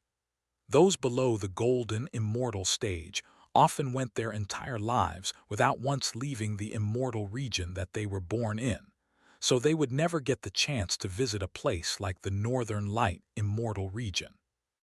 In fact, even among cultivators at or above the high zenith stage, very few of them would be willing to abandon their cultivation to go on scenic tour of the true immortal realm. It was often the case that the loftier one's cultivation base, the more ambitious and focused one became. In the northernmost region of the Northern Light Immortal Region was a continent that was encased in ice all year round, and on that continent was a mountain range with staggering peaks that reached all the way up into the clouds. Due to the peculiar formation of the mountain range, the snow and ice that melted flowed down the mountains to form thousands of waterfalls of different sizes, presenting a spectacular sight to behold. Whenever the aurora lights appeared, they would be reflected by the waterfalls, giving the entire mountain range a breathtakingly beautiful, dreamlike appearance. At this moment, Han Li and Violet Spirit were standing on the summit of one of the mountains while in disguise, appreciating the stunning scenery around them. Ali. The Jade Lake Immortal Region's Heavenly Nest Lake was known for producing premium spirit jade, and the lake was enshrouded in a blanket of mist all year round. Furthermore, the mist would change color depending on the time of year, cycling between white, purple, and pink.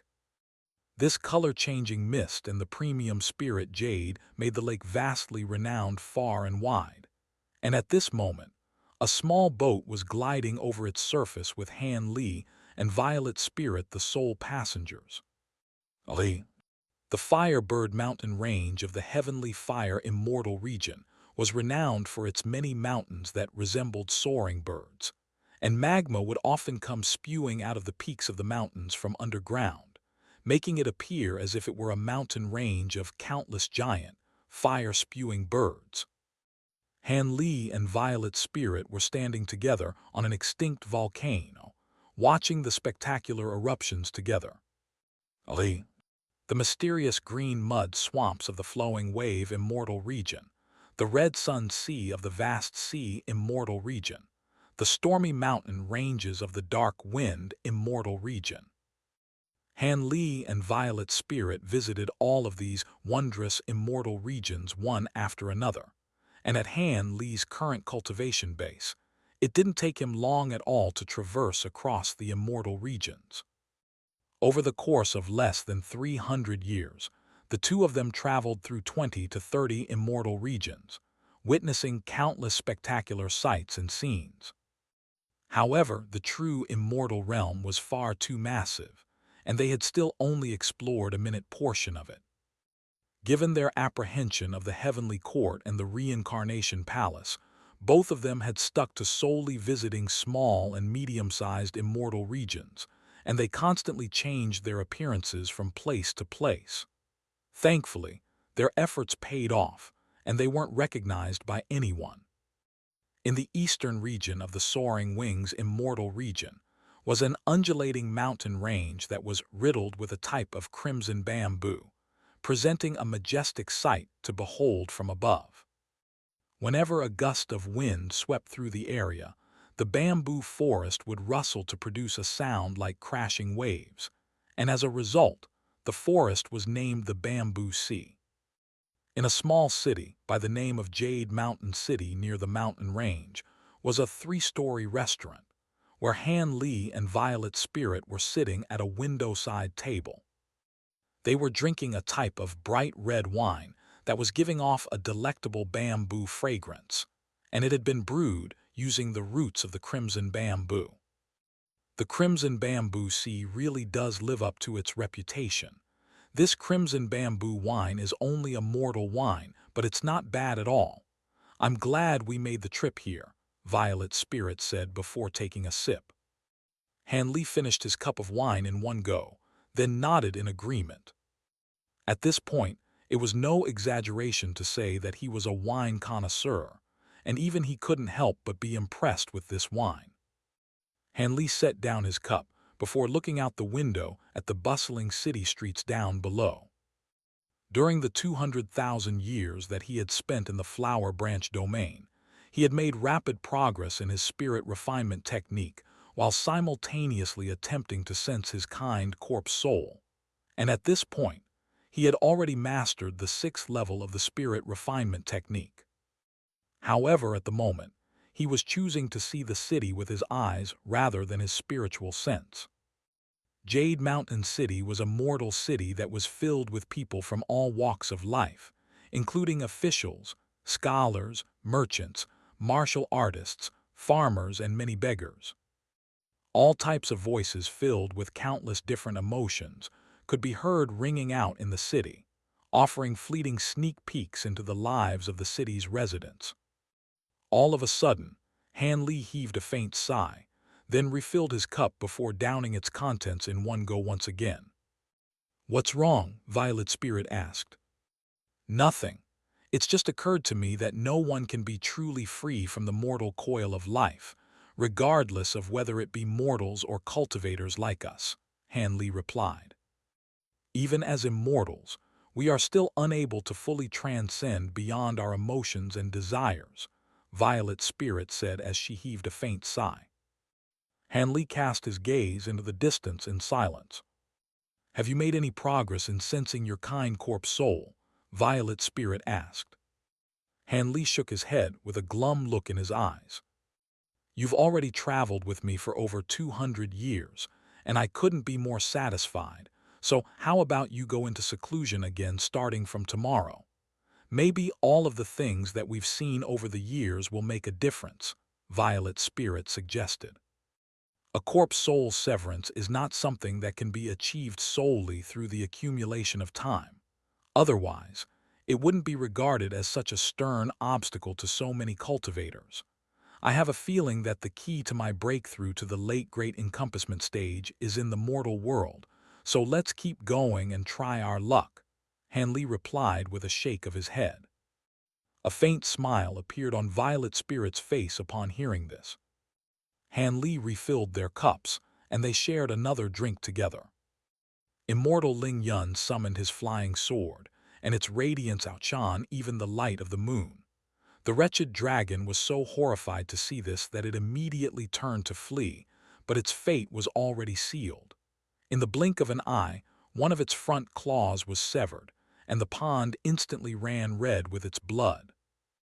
The sound of a storyteller's voice rang out within the restaurant, and it was an elderly man telling a story of a sword immortal slaying an evil dragon.